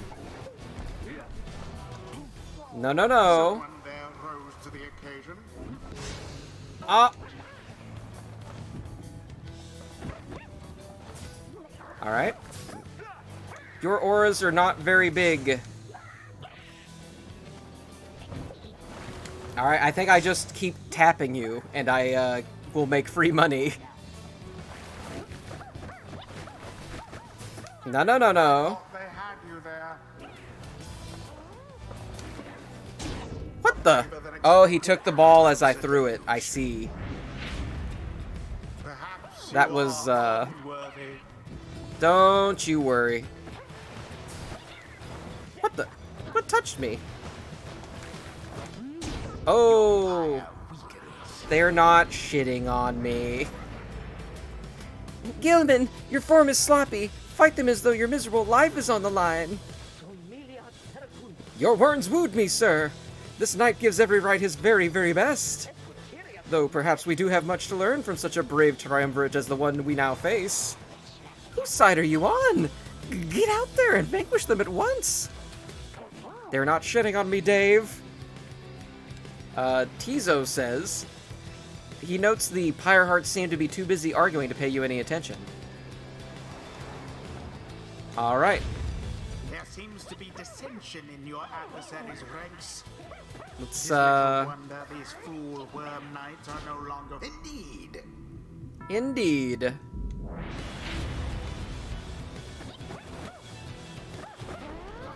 No, no, no. Both of you die now. They get the orb. Easy jump. For the sacred law. Let's It see just your keeps knight happening. wings keep this up. You go down. No, no, no. Are you gonna go for the orb, or... Alright.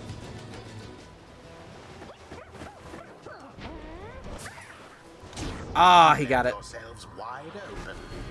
40 Pyre points. The Nightwing's adversaries gained an edge. Easy peasy. Yes. Yes! Alright, we are slightly ahead, and by slightly I mean literally by one. Path to glory. Oh my goodness, they are so slick with it. This is the road to ruin. No, no, no. Alright, bounty is maxed out. I need to stop screwing around. A stroke of luck is all. Dropped! This is mine. Who?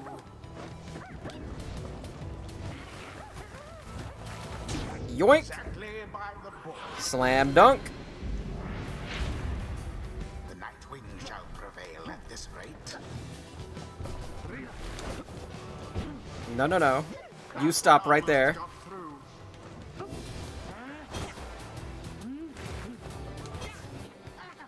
What? Alright, I'm playing goalie. Tizo, need you to get back up, buddy. The orb.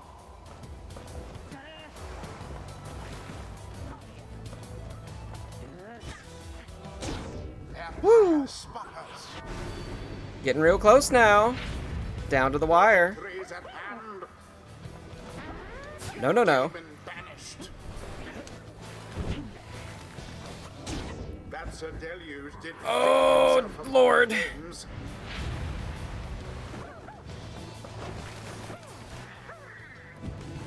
It's okay. It's okay.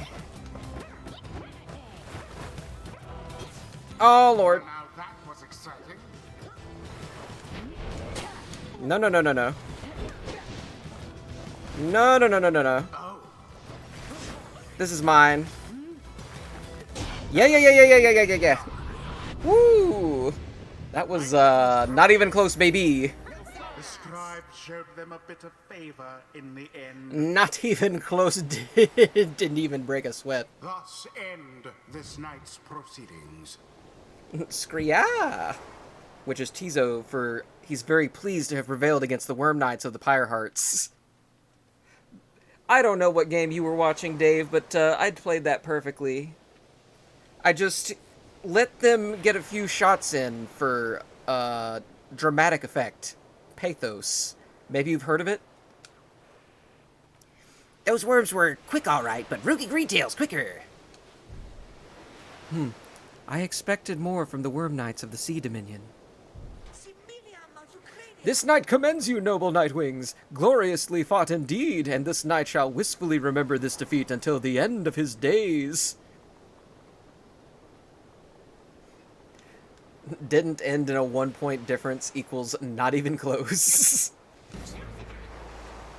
That is correct, digitizable. As long as I didn't lose by literally the skin of my teeth, then it was not even close. Silence, Gilman! This is all your fault, and now cavorting with our enemies. How dare you? This knight was but attempting honorary compliments, sire. Is it not in accordance with the rights to praise one's adversary on a worthy outcome? Worthy? This knight will show you worthy, you miserable little minnow. You are a failure, Gilman. Get now from this knight's sight. I'm having a little trouble tonight, I swear, with getting what I see in the words out of my mouth. I'm normally way better about it. Focus, training, prowess, the path towards survival on the blood border. These rites make similar demands of us. Alright. When landing from a jump, Jodar... Alright, I need to figure out which... Because I only get to reach one, so I need to figure out which one of these is the one that I want the most. Banish adversaries by flinging the orb into them. Any adversaries banished by Jodariel take 30% longer than usual to return.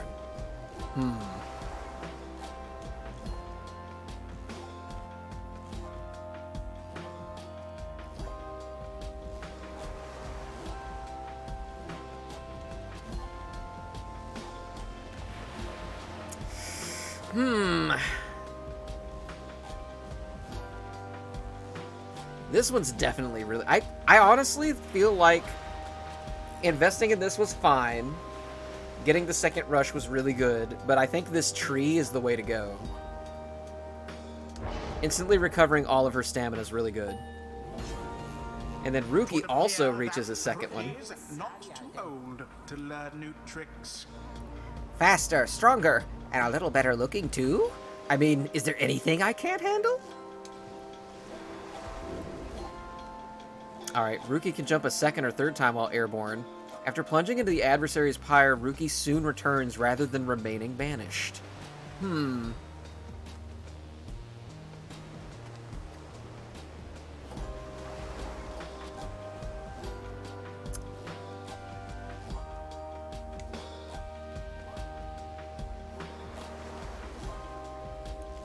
gonna say that I want to invest in this tree, I think.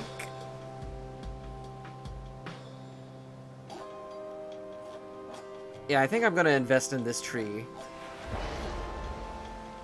Like in the long term, anyway. Ooh, almost Tizo, almost. Until the next. Until the next rite.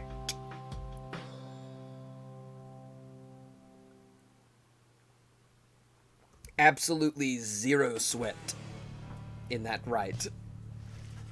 After prevailing over the Pyre Hearts despite their best attempts to stop you, you at last return to the wagon with your companions. We didn't pick up Gilman?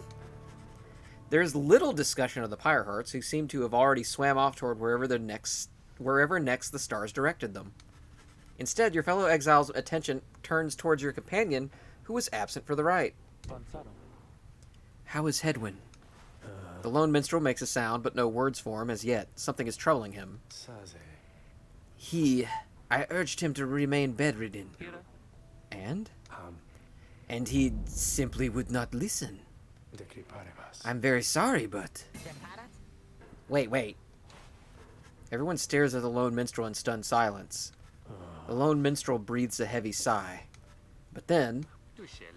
Hey, what's with the long faces, everyone? Minstrel, I should wring that neck of yours.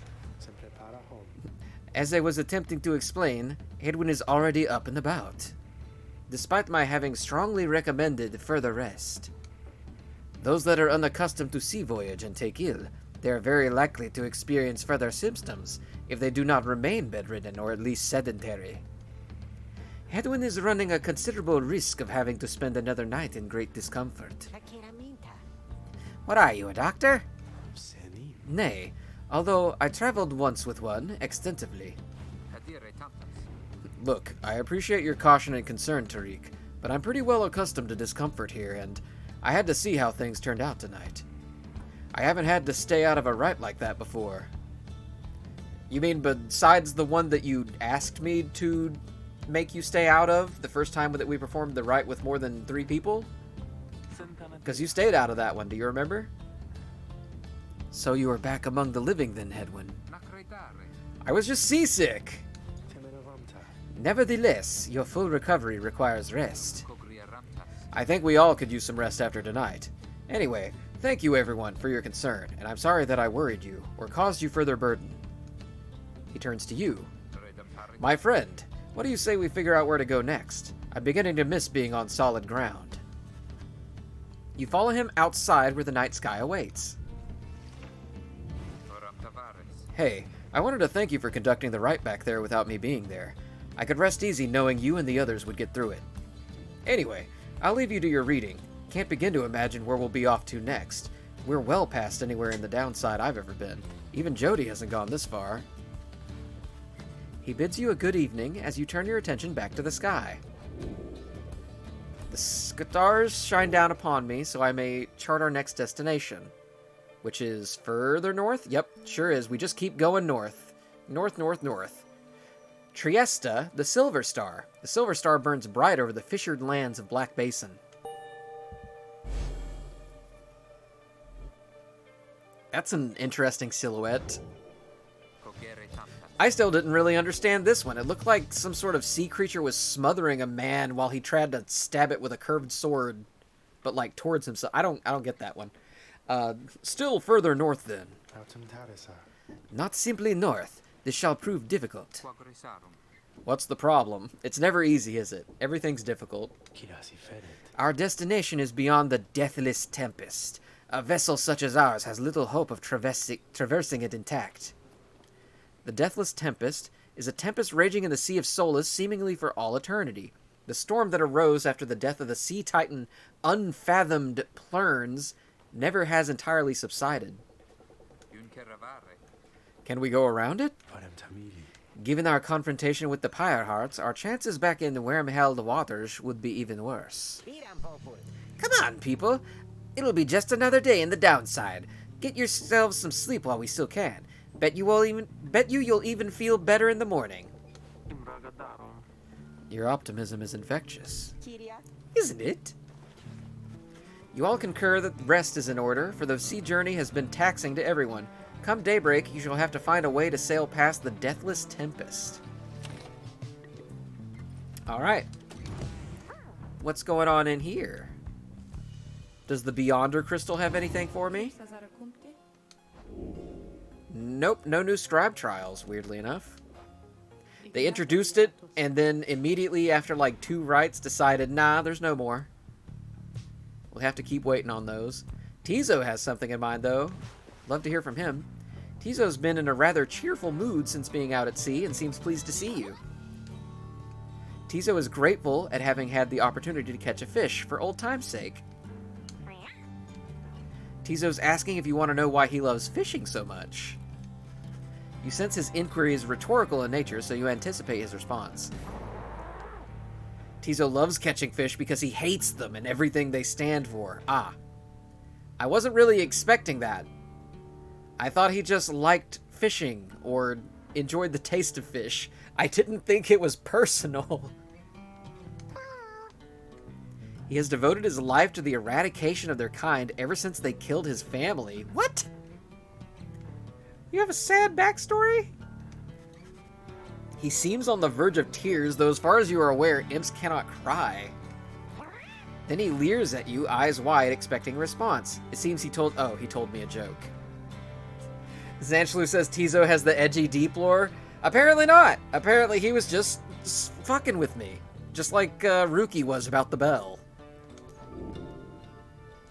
Tizo seems like he would use the encouragement, assuming what he said was in fact in jest. It was a noble effort, though perhaps you do not yet fully grasp the nuance of imp humor. Now is not the time for Tizo to be making jokes. You are on the verge of a very serious quest. I will laugh at Tizo's joke because I love Tizo, and he is very funny. You muster your best belly laugh following Tizo's joke. Ah ha ha ha. He stares at you sidelong for a moment. He admits the real reason he loves catching fish is because Falcon Ron pays a lot of soul for them. Ah. It's because he likes money. He snickers back at you and bounces off, but with +1 hope for the next Rite. Alright, well. That was the Tizo lore. And by the Tizo lore, I mean not. We continue on our journey across the sea, apparently. Beyond lies the deathless tempest, veiling the farthest reaches of the downside. Attempting to cross is a popular way to throw caution to the wind and not live to tell of it. So we either go to Ragged Rock, the north current towards Stormwall passes by old carcasses of ships long gone, Rookie spotted wreckage in the area and believes there could be valuables, or the Froth Sea. The south current towards Stormwall brims with large sea creatures. Tizo seems very eager to see the wagon head in this direction.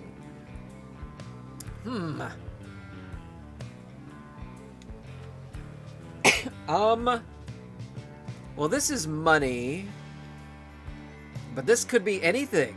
It could even be money. So let's go see the Froth Sea.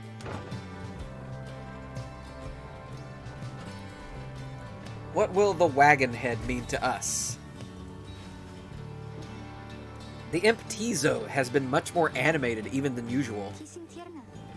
What is it, little one? Screery. Tizo seems to think something very delicious is in these waters. Ah, he just wants more fish. He keeps on screeching? I don't think I've ever seen him like this. Wait, what is he? And he dives into the waters and vanishes into the depths. Oh, I hope he can swim. Yeah, we've seen him do it. It's fine. He appears crestfallen when he finally returns, his claws empty. Hroom. Tizo's very disappointed that whatever he attempted to catch eluded him. Faye begins to sob uncontrollably. The two revel in each other's misery for a time. Oh, we have lost hope. Well, that is unfortunate, isn't it? I expected a boon, and I did not receive one. I picked the wrong choice. You and your companions look upon the deathless tempest. The stars demand you sail beyond it, yet the very thought is beyond reason. Then, something in the nearby water stirs, and from it springs something familiar. Sir Gilman! Hold, good ladies and good sirs. This knight beseeches you to hear him, if you please. What is it now, Worm? The rites are ended. We have no further need of you. Oh, but you do! And in turn, this knight has further need of you, good lady. Out with it, Ned. Let us be joined. Let this knight join you, please! Can you believe this, Hedwyn? Not really, no. Nay, look ye not so surprised. Your valor in the rites did stir this poor knight's soul. He swears to you upon his long-lost honor as a would-be knight-errant of the Sea Dominion, that he shall serve you to the end. What about your other worm friends back there, the Pyre Hearts? They are base cowards! This knight can no longer abide such spineless creatures. Having witnessed true glory in our clash upon the hulk of oars, never before have we been trounced so thoroughly. And furthermore, this knight shall aid your passage through the deathless tempest. Is it not so that you seek passage to the north? With this knight's aid you shall achieve your wish. Sir Gilman continues to persuade you for quite some time. He seems to know a way across the storm, some sort of long-held secret among worms exiled to these waters. Jodariel pulls the rest of you aside after Hedwyn gives her a look. Are you sure? Are you most sure that Sandalwood would want this thing along? Mostly sure. Sandalwood wants someone for each mask, and this one seems about as good as we're gonna get. Jodariel glowers back at the worm, who tries his best to look presentable. Hedwyn is more gracious. He tells Sir Gilman that if he promises to help you across the Deathless Tempest, then he can come along for now. This knight is overjoyed, and he hereby swears to see you pass the storm. Though first, this knight requires your consent. Give unto this knight your blessings in the name of the Nightwings, and thus shall he go forth. Sir Gilman seems to be asking your permission for something. Tentatively agree to whatever he is asking so he can get on with it already. It's not clear to you as to what exactly Sir Gilman intends to do for you right now. Screw it. I like this guy. Let's just give him permission. As you begin to say something in response, Sir Gilman cries out in triumph. Bleh. He vanishes into the depths, yet through this close encounter with him, you cling to some sense of where he is going and what he intends to do. He's determined to help you cross the Deathless Tempest. Help see his mission through. Okay. He has an aura trail that extends behind him. Press B to snap to the end of the trail in an aura slash.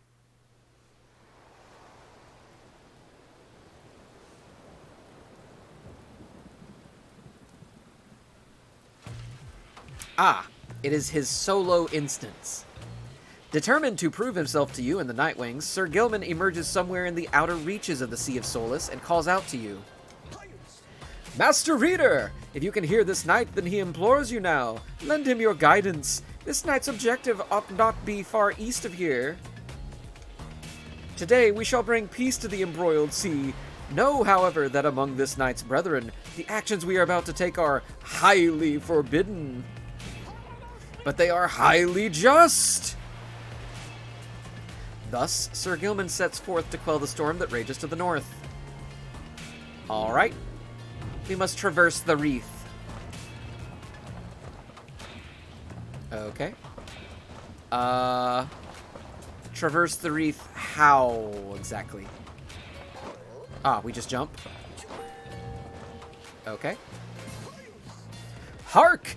Yonder lie the foul spawn of unfathomed plurns, boiling the seas with their wrath. Unfathomed Plurns is the sea titan once slain by the scribe Under King Ors. Her brood lies dormant in the sea. Tales of the monstrosity long spread across the world. From the Book of Rites. Exiled worms within these waters long have harbored these abominations, using them to bar passage through the downside channel, save for this knight's own kind. Be gone now from here, fiends! This night shall finish what the Under King Ors started. Under King Ors is the 7th of the 8 scribes of the Book of Rites, known as the Preserving or the Sea Sojourner. The legendary leader of the Worm's undersea crusades sought to reach the edge of the abyss. Banish the foul spawn. Okay. So just run through the bubbles. Is what I'm getting from this.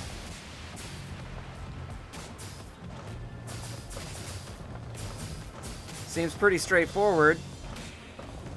And then I can do that at the end of my trail. Neat.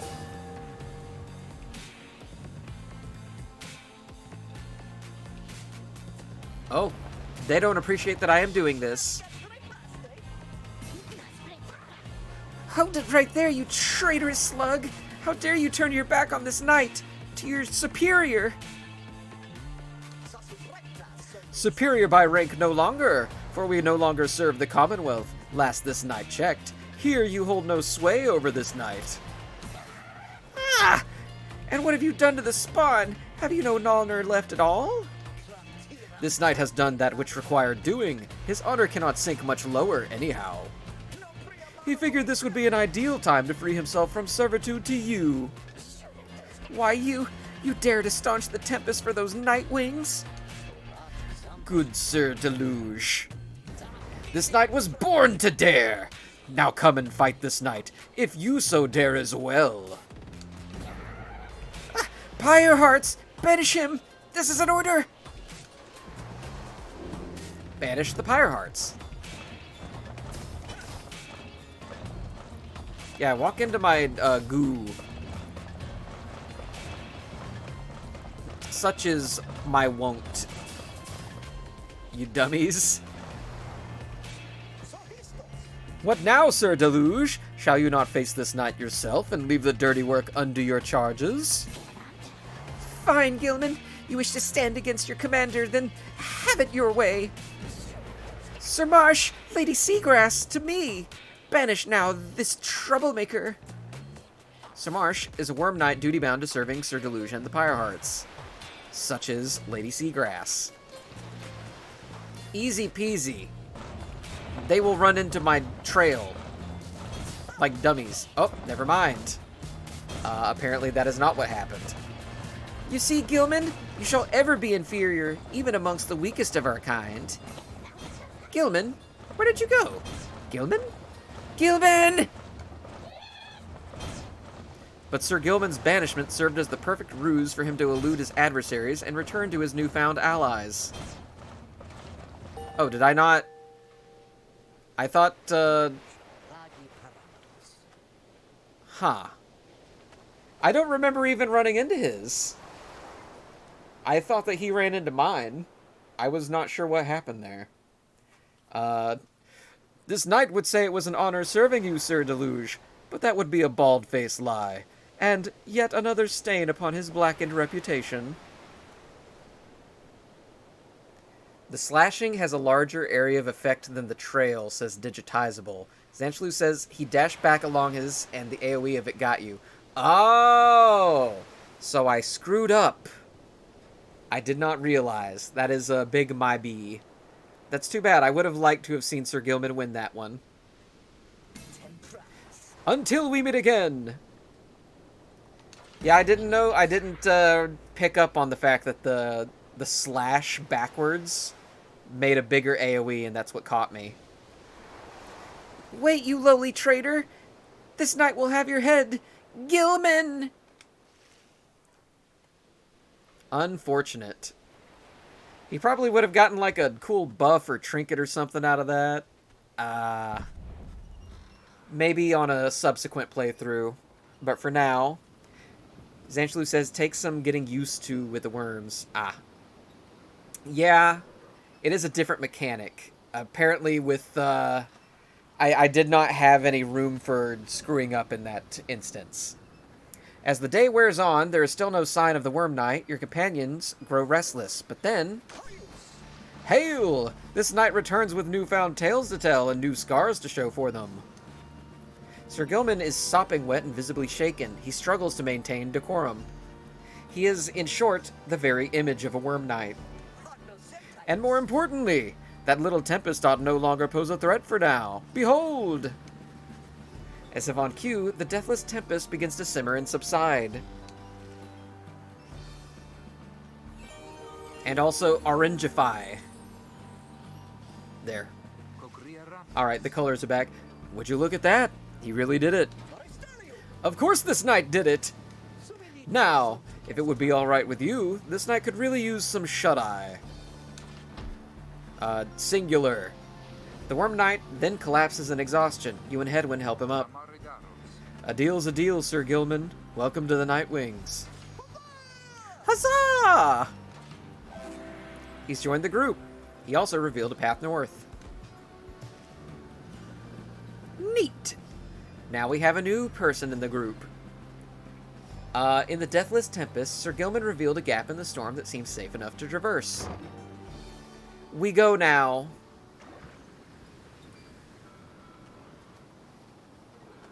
That is terribly disappointing that I screwed that up. I am wondering what would happen if I had done it perfectly. Alas and alack! I will have to wait a long time to find out. With Sir Gilman's aid, you managed to breach the Tempest. You were true to your word, Worm. I shall give you that. But now what? We are stranded in this cursed storm. A most excellent question, and from one most fair.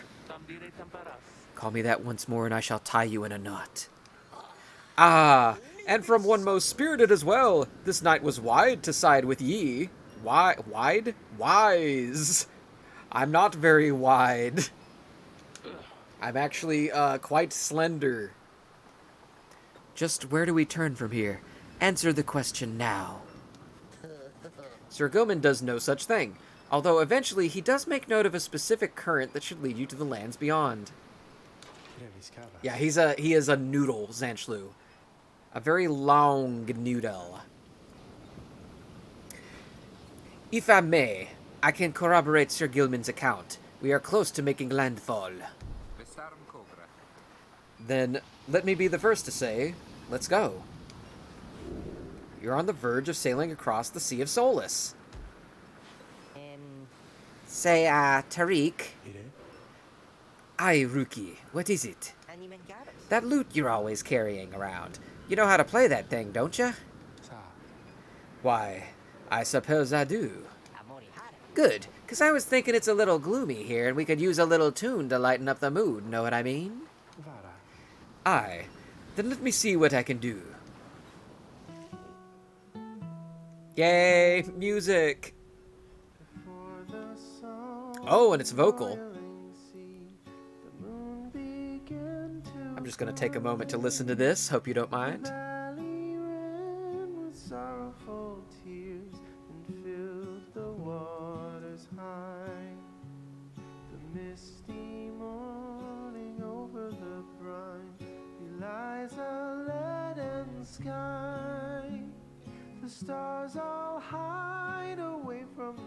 I also like this song, Zanchlu.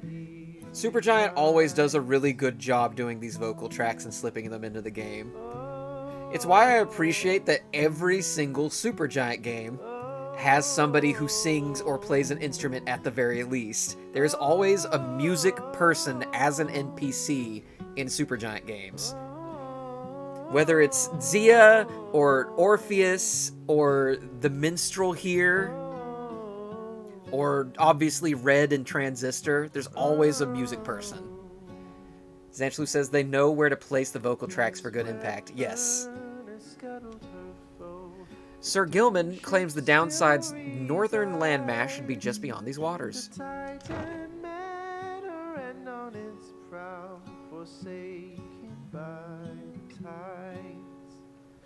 Death she leaves her stain on the place. The tempest never dies.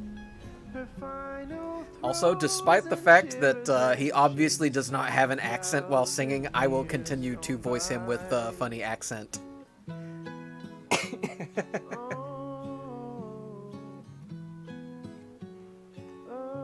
That is simply how I portray his character now. Alright, apparently we are in hell. Why we are in hell, I do not know. At last your wagon rumbles onto solid, jagged ground, the land called Black Basin. Black Basin, black glass, searing vapor, and strangling forests mark the forsaken lands that loom across the sea. The 8 scribes first discovered this, the northern landmass of the downside. Your fellow exiles unpack the wagon so you can take stock of how best to reach your destination. Alright. In the black wagon. Do I yet know... It's shaking when I hover over it. Is there something?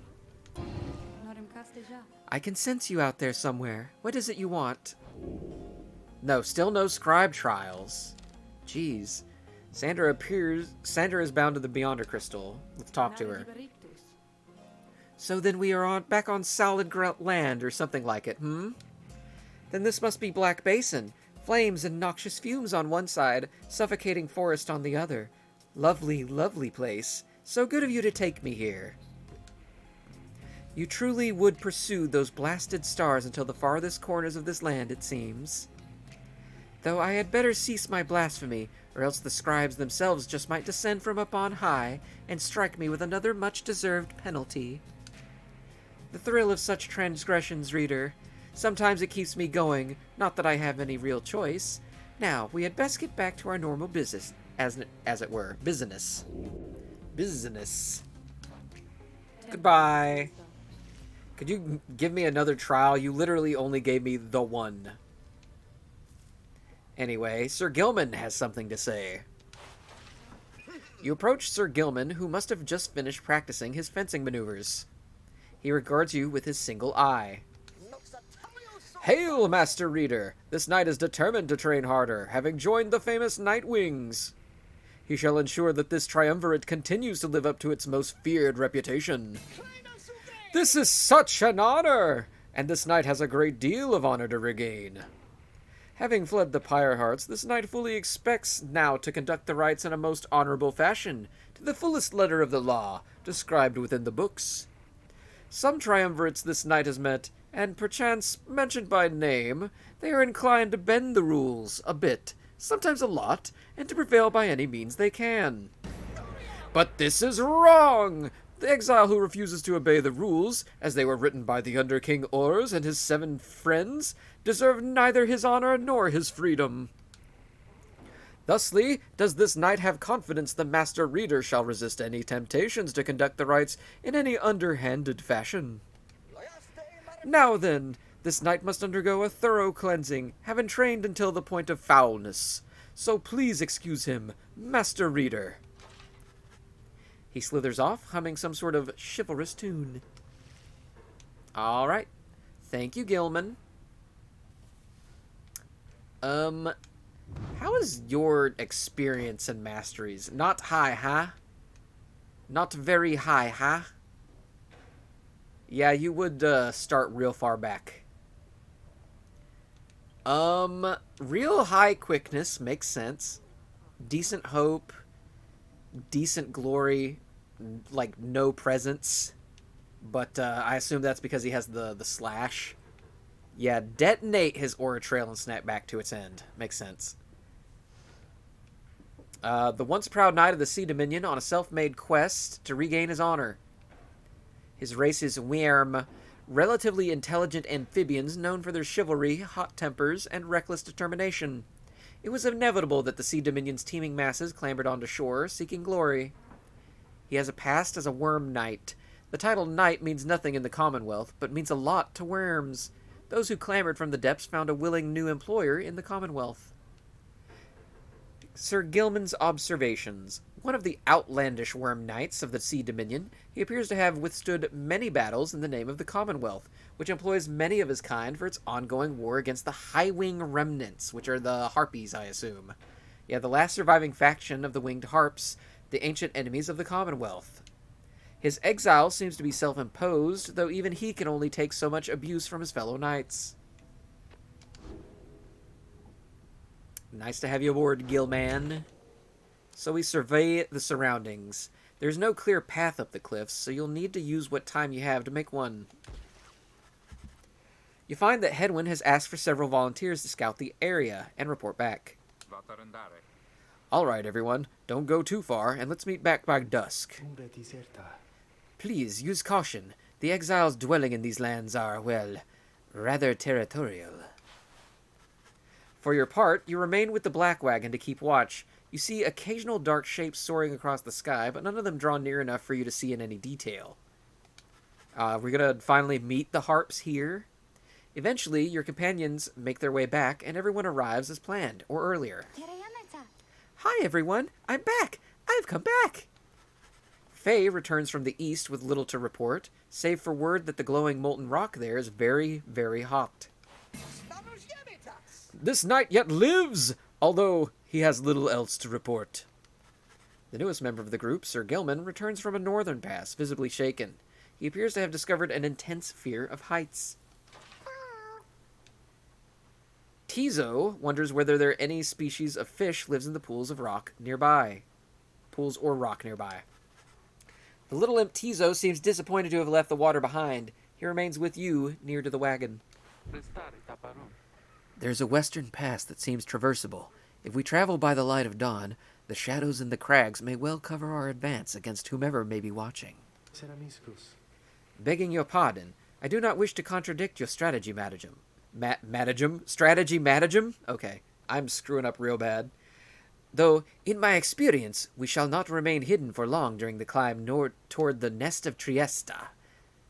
According to the stars, the next rite shall soon commence here. The exiled Harp matriarch lived in solitude among these very cliffs. Yes, it seems we will meet the Harps for the first time now. The exiles of the High-Wing Remnants. You may have no love for them inherently, but they have no such qualms with me for now. I may be able to negotiate safe passage. Negotiate with them? Then Hedwyn steps in as the lone minstrel bows and backs away.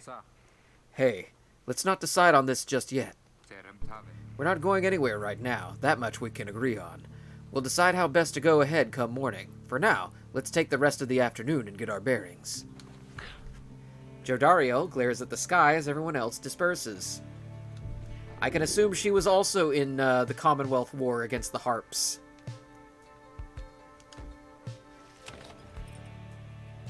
Seems as good as assumption as any. Let's mentor a companion. Okay, who has the least enlightenment? 2,000, 2,750, 1,000.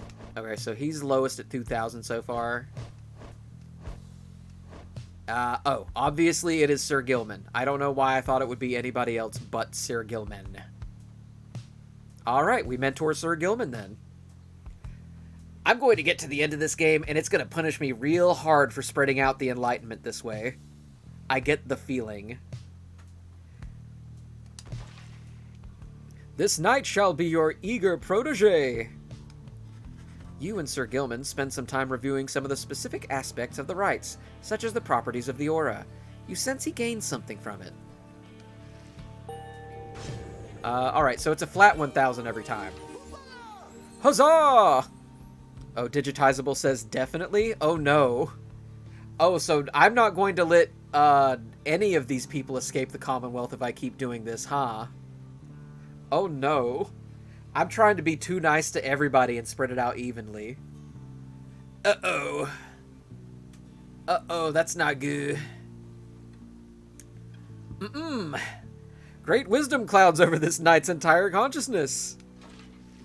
Zanchlu says, I spread it out evenly and it went fine for me? I'm getting conflicting answers, but you know what? It is a blind playthrough, so we'll just roll with the way that I continue to play. For Sir Gilman, he has a choice between the depths of the Sea Sojourner and the tactics of the Underking. If Sir Gilman and all his allies are banished, he shall instantly return. That seems pretty good. For when I screw up real bad. After Sir Gilman banishes an adversary, one of his banished allies shall instantly return. Also seems really good. What is at the end of each of these? For 10 seconds after banishing an adversary, Sir Gilman deals an additional 10 pyre damage. Or, after using his slash, Sir Gilman instantly recovers all of his stamina. And Digitizable says you can definitely trust my answer.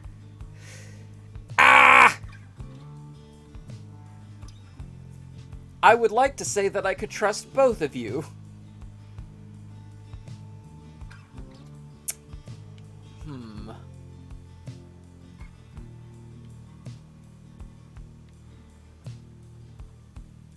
Both of these are really good. Let me look at the middle ones. When saluting adversaries, Sir Gilman freezes all exiles for 3 seconds. When Sir Gilman's allies are banished, he moves faster than usual and temporarily has infinite stamina. After using his slash, Sir Gilman can use it again to instantly return to his previous position. Sir Gilman's slash banishes adversaries in a wider area of effect. Seems pretty good. Yeah, I think we go with this one, Avenging Aid. This knight has no idea what the Master Reader said exactly, yet feels smarter nonetheless. There we go. Gilman is enlightened.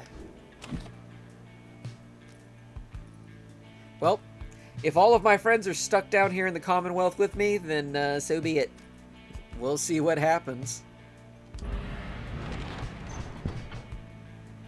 And if not, then I can always play new games in the future. We have a choice between the Black Shore, the low road to the nest of Trieste passes through razor-sharp sands. Jordario wishes to avoid the harps by staying on low ground. Or the High Wing Cove. The high road to the nest of Trieste is patrolled by the Commonwealth's ancient enemies. The lone minstrel believes he can negotiate safe passage with the harps via this path. I don't think that the harps are necessarily, bad. I don't want to piss off Jodariel, but at the same time, I would like to see harps. I know through Headwind that they're not all bad. So let's try Highwing Cove.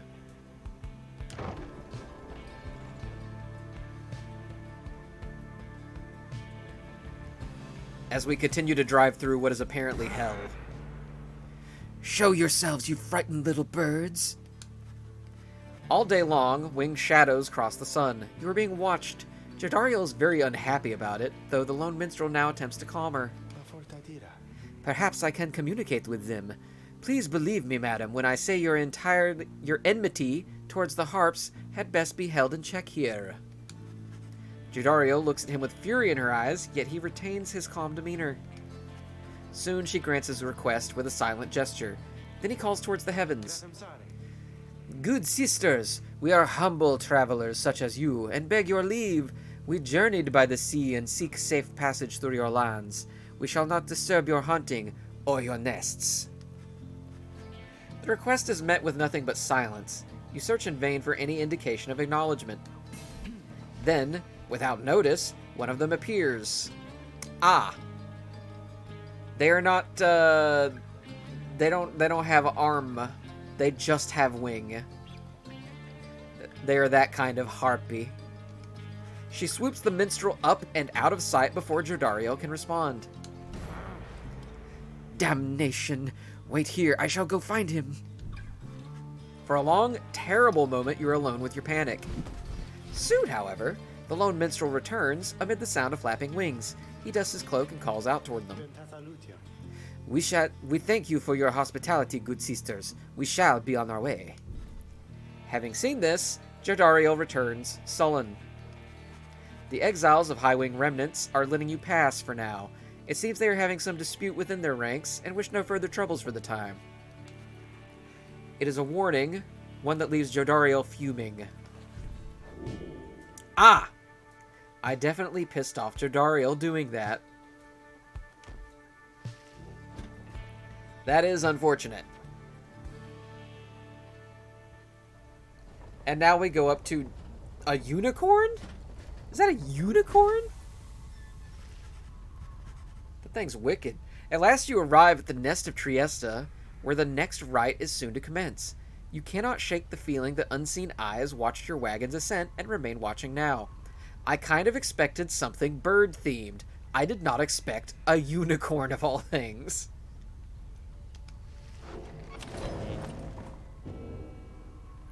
Alright, the hunt for Mare is the next page in the book. Still not getting anything out of the Beyonder crystal, huh?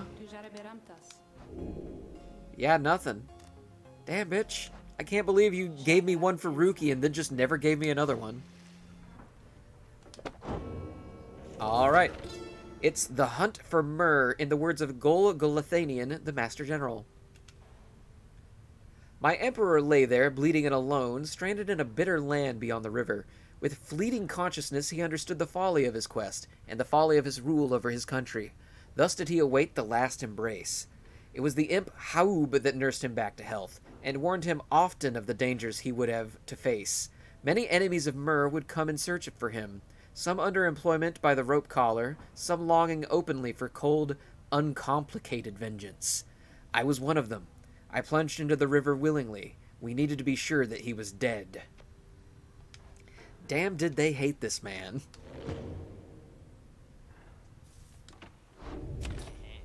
Alright, let's check the shop.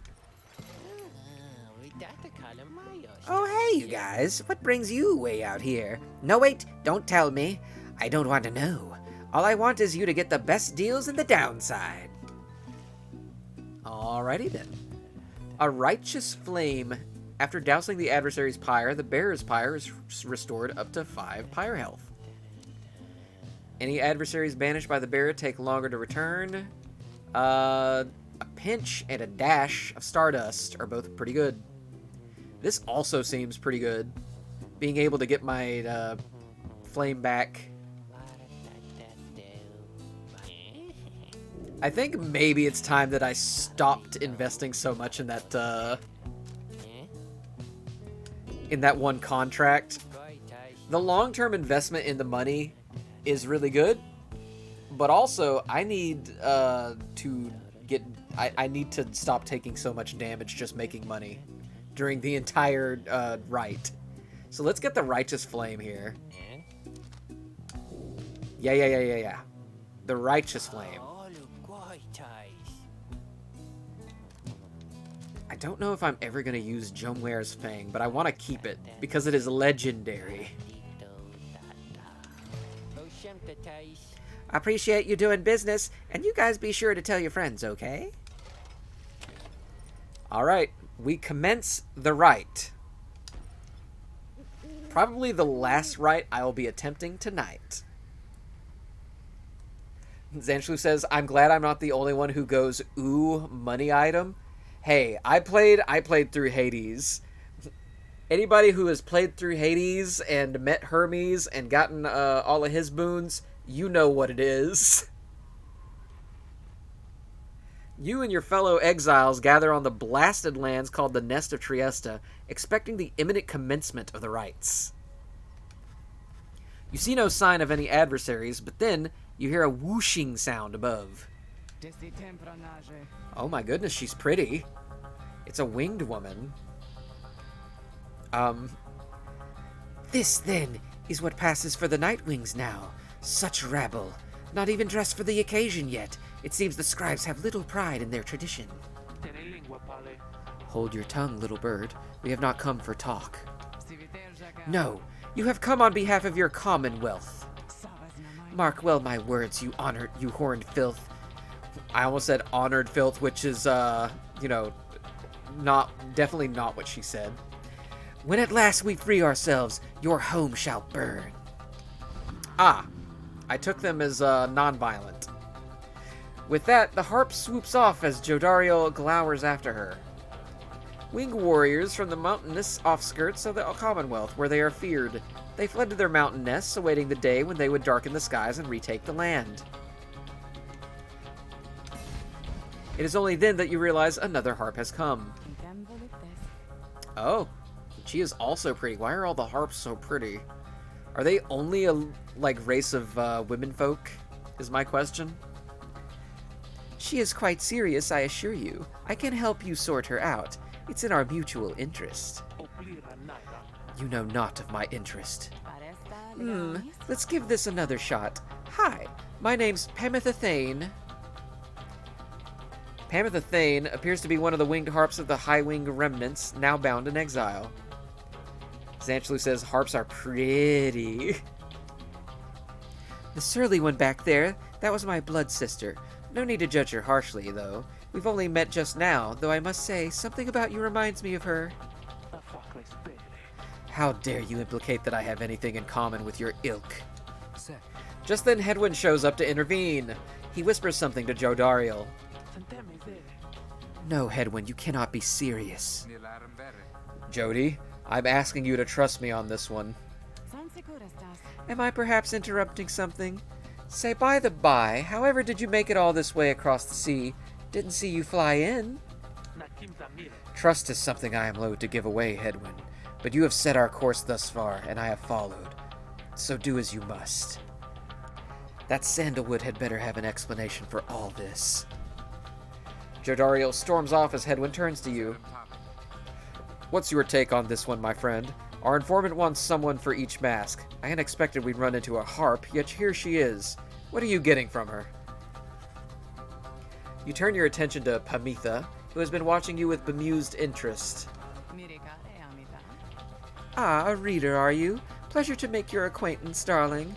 Well, here I am. Gaze intently all you like and tell your comrade there the truth of it, why don't you? You sense that she is conflicted about something, though you do not know what. You also sense, however, that her motives, here and now, are earnest. Hedwyn wants to know your initial impression of Pamitha.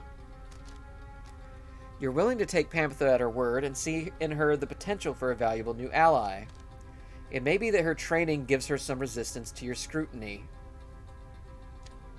Having only met her, you cannot sense whether to trust her and defer to Hedwyn. It may be that her training gives her some resistance to your scrutiny.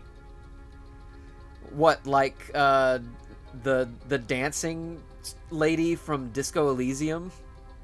She's able to twist my reader brain?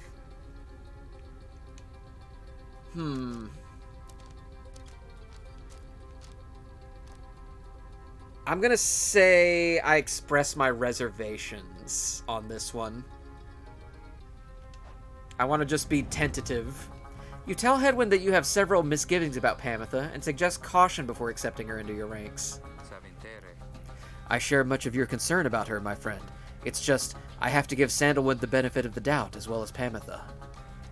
We've come this far thanks to a certain faith, and right now it's telling me to take her with us. I hope you back me up on this, as I'm sure Jordario won't like it. He then turns to Pamitha. I'm Hedwyn. We'll accept your offer on 2 conditions, if you'll hear me out. Congratulations! Why sure, I'd love a good condition or 2.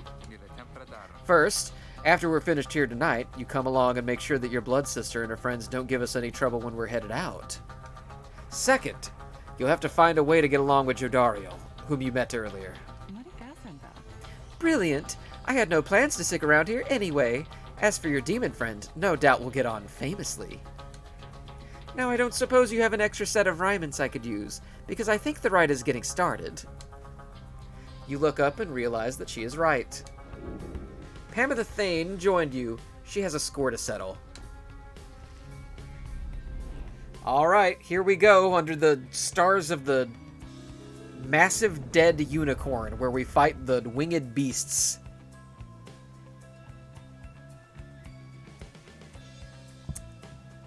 Alright. Reader, I thought for sure the stars would have eluded you. Bitch, by I am now. in it for the long run. Yet here you are, somehow. Stop being so surprised. Nest of Trieste. And you've swelled the ranks of your triumvirate not merely with another, but with 2. One from the Pyre hearts, no less. And one who seeks the favor of the adversaries whom you'll imminently face. They are the essence. Winged terrors, as you soon shall see. Can All right. your longing for freedom match their hatred for the vibrant country that was once your home? Here we go. From a distance, you observe as Pamitha, now clad in Nightwing's raiments, heads toward your adversaries in the rites. You, what sort of heathen harp would dare take wing against us? Your new companion then loosens the bindings on her mask. Hello there, Tamitha. Tamitha is one of the winged harps of the High Wing remnants now bound in exile. Pamitha's blood sister stares back at her a while before responding. What in the saint's name are you doing here, with them? Saint Trieste Tiphys, 5th of the 8 scribes of the Book of Rites, known as the Disciplined or the Blessedborn. The eldest of the harp matriarchs, she anointed the Book of Rites and gave its words their power. Doubtless come to dig your talons in my back again. No, sister. I've come to have a word with you. Save it. I cannot help but share your poisoned blood, but I shan't ever count you as my sister. You expect me to believe that you came all this way for talk. You waste your time as ever. What's life if not a waste of time, dear sister? Give me a chance, why don't you? What do you even have to lose anymore? Besides, I've come a long way. Silence. You shan't have come here, and the time for talk is long since past. If only you could see yourself, again consorting with my enemies. Fine then, savor their defeat, but I warn you, stay away from me. Pamitha says nothing more as her blood sister turns away again. Okay. How difficult is this gonna be because they can fly? Listen to me, dear reader.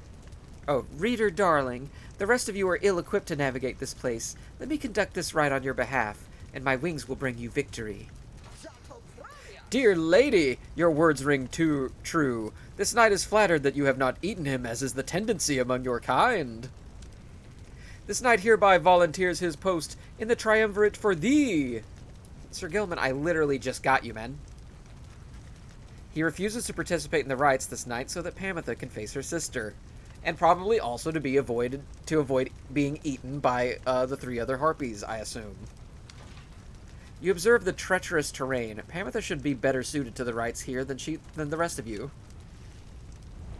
Who shall conduct this rite? Okay. What you do, lady? What do you do? Tackle hurls forward engulfed in aura, immune to adversaries' auras. Fly, take flight, evading adversaries and obstacles, hold to fly longer. Dash forward, shoving aside adversaries in the way.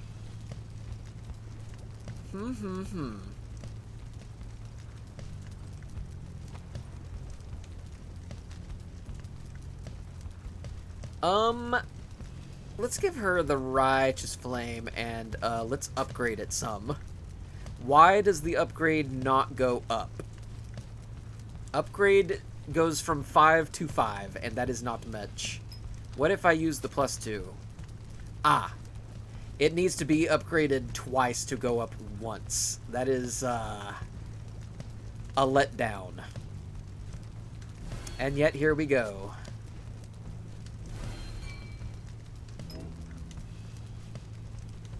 Alright, she's in.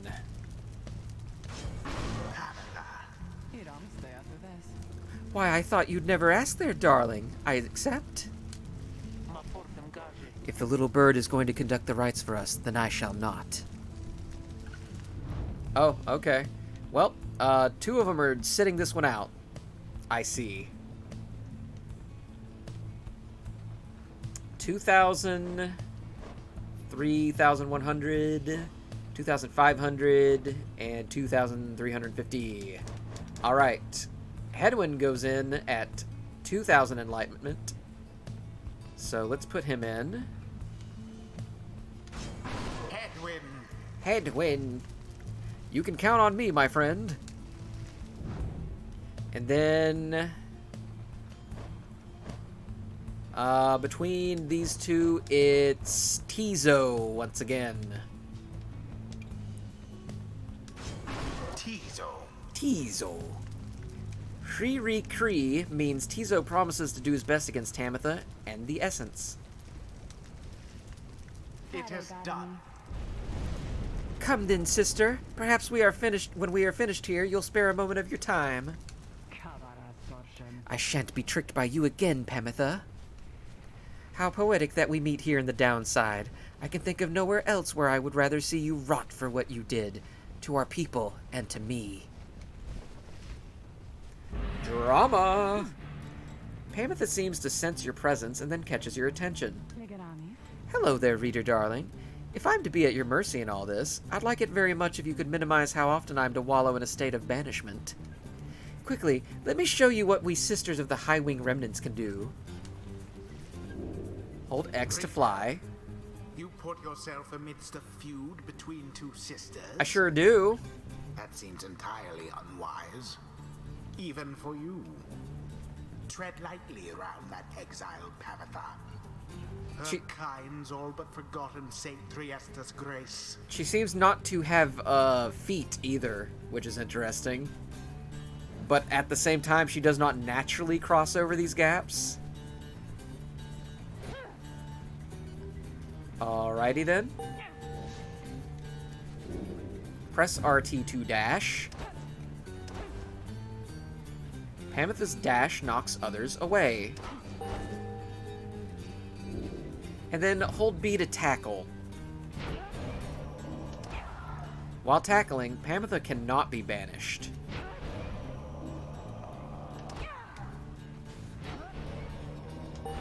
Alright, pretty straightforward. See, darling, we harps were not so bad. Now I suppose we better get to work, Just don't go underestimating Tamitha over there. I trust you'll do the best you can. To the skies, sisters. Talon formation. Alright. We do not get greedy with money. Pamitha Begone. Oh, well, never mind. Ah, The path to glory eludes us all. that is unfortunate. Hedwin, was it? Tell me something. You know how to fly? I wish I did right about now. Then listen up. My blood sister there, she'll swoop right past you if you're careless. But we harps simply cannot get much altitude down here. So if she goes for any unfair tricks, just jump for it and catch her in the act. She always hated when I used to do that to her. Press X to block flying adversaries. Got it.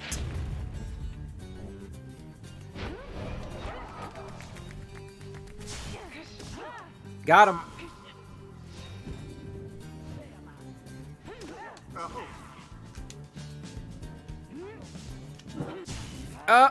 I'm down. Oh no. United in banishment. All right. Interesting. We got it. Glorious. The two triumvirates are neck and neck. Yeah. Easy peasy. And I restore some of my Pyre health too. Your adversary's Pyre now falls short of yours. Oof.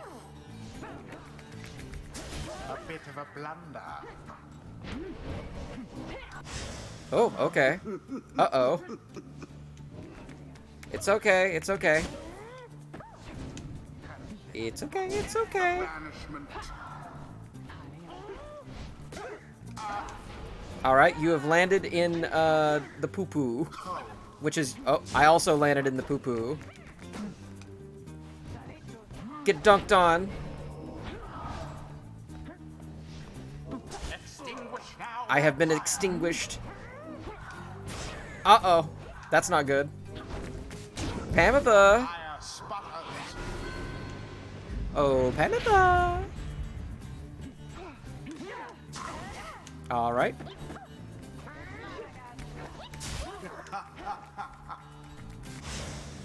Easy peasy. Fortunate for the essence.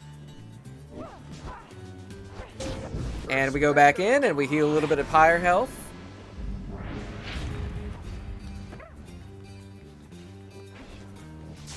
Begone now, Tamitha. Alright, if you're just gonna do that, I will run it straight into the Pyre. Easy peasy. Alright, I'm getting used to this now.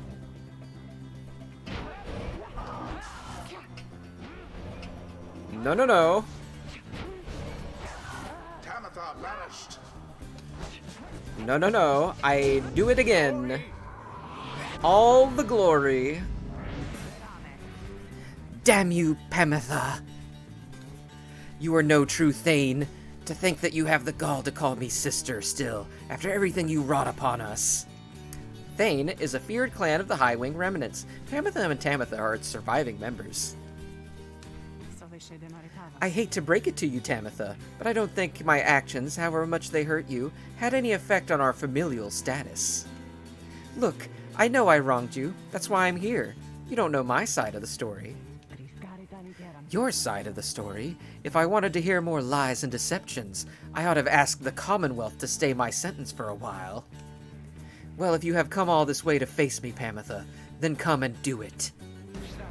You and me! You think that you see Pamitha shake her head. Everyone, stay back. Oh, just the sisters then, huh? Prevail over Tamitha. What is it those two think they're doing? The Rites are not the place to settle petty scores. Uh-oh, that's not good. Give me that ball. No, no, no. Oh, that's unfortunate. You'll have to do better than that. Alrighty then.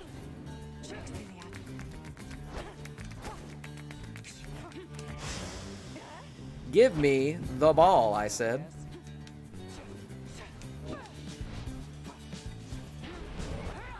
Woo! Almost. Poor exile. Ah, you bitch. Ooh, so close. Oh. Woohoo! Ah, come on. What happened there? What happened there? I agree.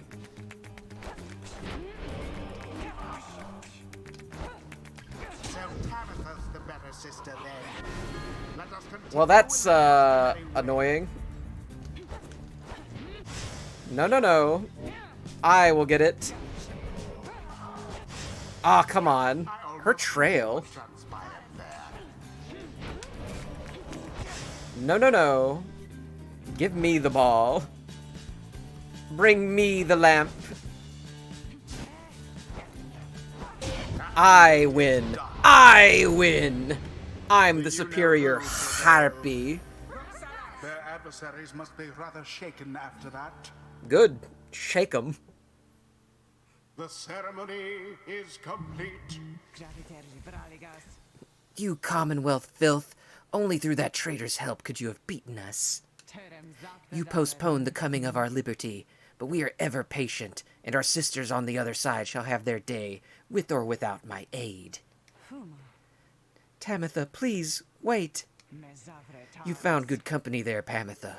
May you wither here with them. I hope sincerely we shan't ever meet again. Pamitha stands motionless as her blood sister departs. Hey, she's gone. The rest of us are headed back. What about you? Sure. I don't see why not. The 8 scribes bless us with their way. Alright, Hedwyn finally levels up. I used to think the scribes were just the stuff of stories, but all of this really is their doing, isn't it? Alright,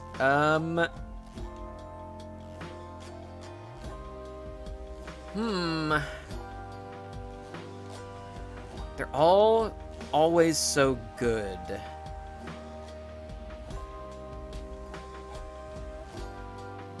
It's so hard to decide on these, because you're limited.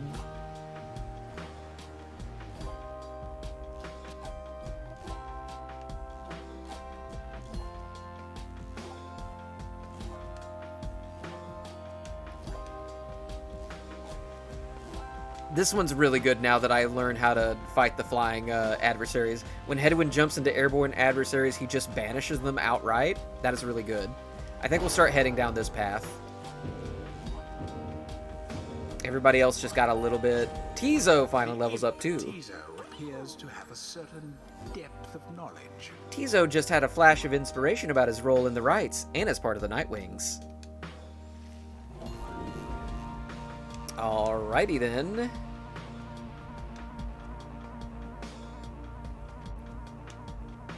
If banished, Tizo automatically casts his Implode ability if he does not possess the orb. When saluting his adversaries, Tizo turns into a fast-moving howler or back.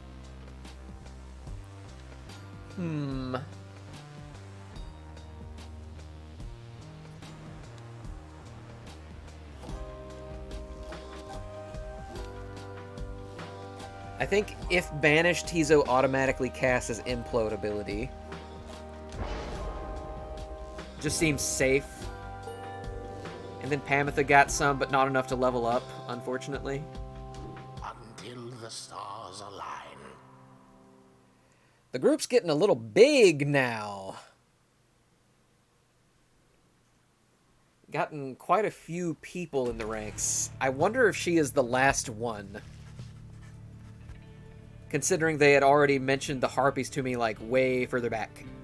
After thwarting the Essence in a pitched battle, you and the others return to your wagon to consider your next move and how best to integrate Pamitha into the group.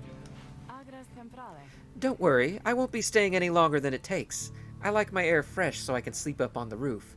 I trust the Rites will cause my path and Tamitha's to cross again before long. You're welcome with us for now, Pamitha. Trust is what got us here. Isn't that right, Rookie? I just want to also mention how funny it is that the sisters' names are just Pamitha and Tamitha. That is just silly. But Ruki does not seem to hear the question. He's been rather quiet since first encountering your new guest. Pamitha shoots him one of her smiles. He stammers something about having to check the wagon wheels again. He runs off.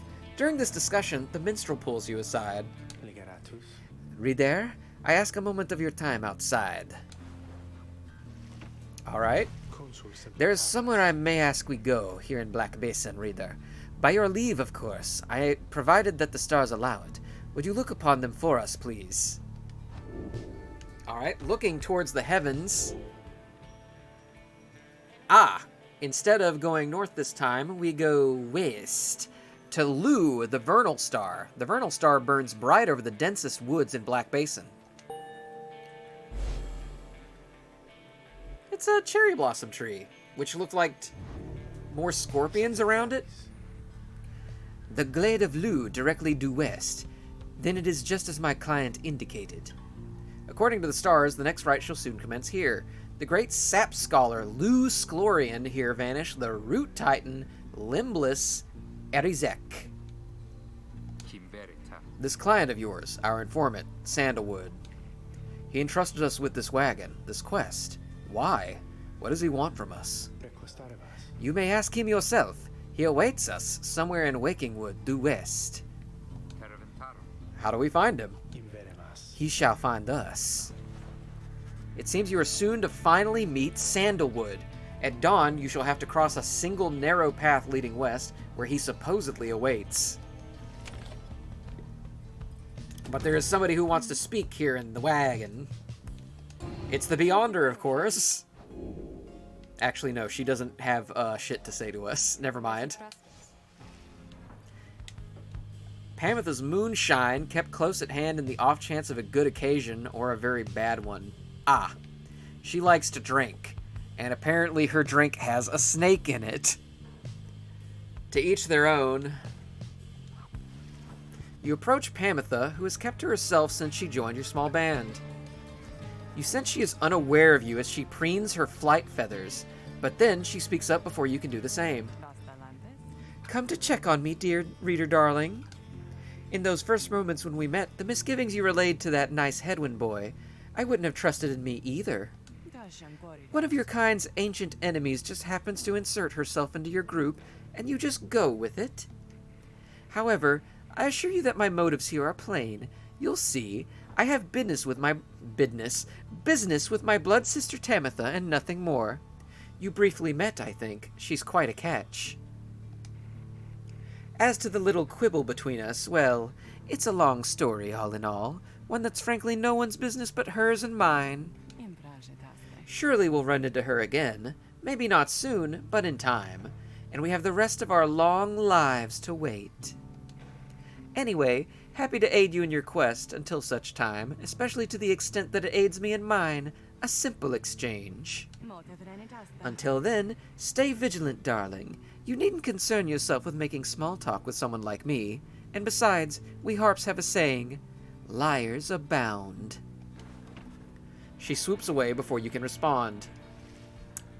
Okay, well, fair enough then. That being said, I believe that's the end of the stream for tonight, because we're straddling 9 o'clock right now. Which means we're right on the 3-hour mark. Yep, 2:58. Yep, it's been 2:58. All right. Well, I want to say thank you to everybody who popped in. Digitizable, Zan Schlu, Doob, Captain Rez, everybody who came and saw the stream tonight. If you want to know when I do this again, I always post my schedule on Sundays on Twitter at DodonTTV. If you're not following already, I would really appreciate the follow. Still trying to climb my way up to 50 so I can get those emotes and subscribers. That'd be really nice. And if you want to see old VODs that Twitch won't allow me to upload and keep upload for more than a week because Twitch is a real bastard like that, then you can follow me on YouTube at DodonGoGo. Until then, thanks for showing up, and I'll catch y'all later. I will be streaming this again tomorrow night at 6 o'clock. Assuming nothing comes up, which it very may well. But if nothing does, then tomorrow, 6 o'clock, Eastern Standard Time. See you then. Have a good night.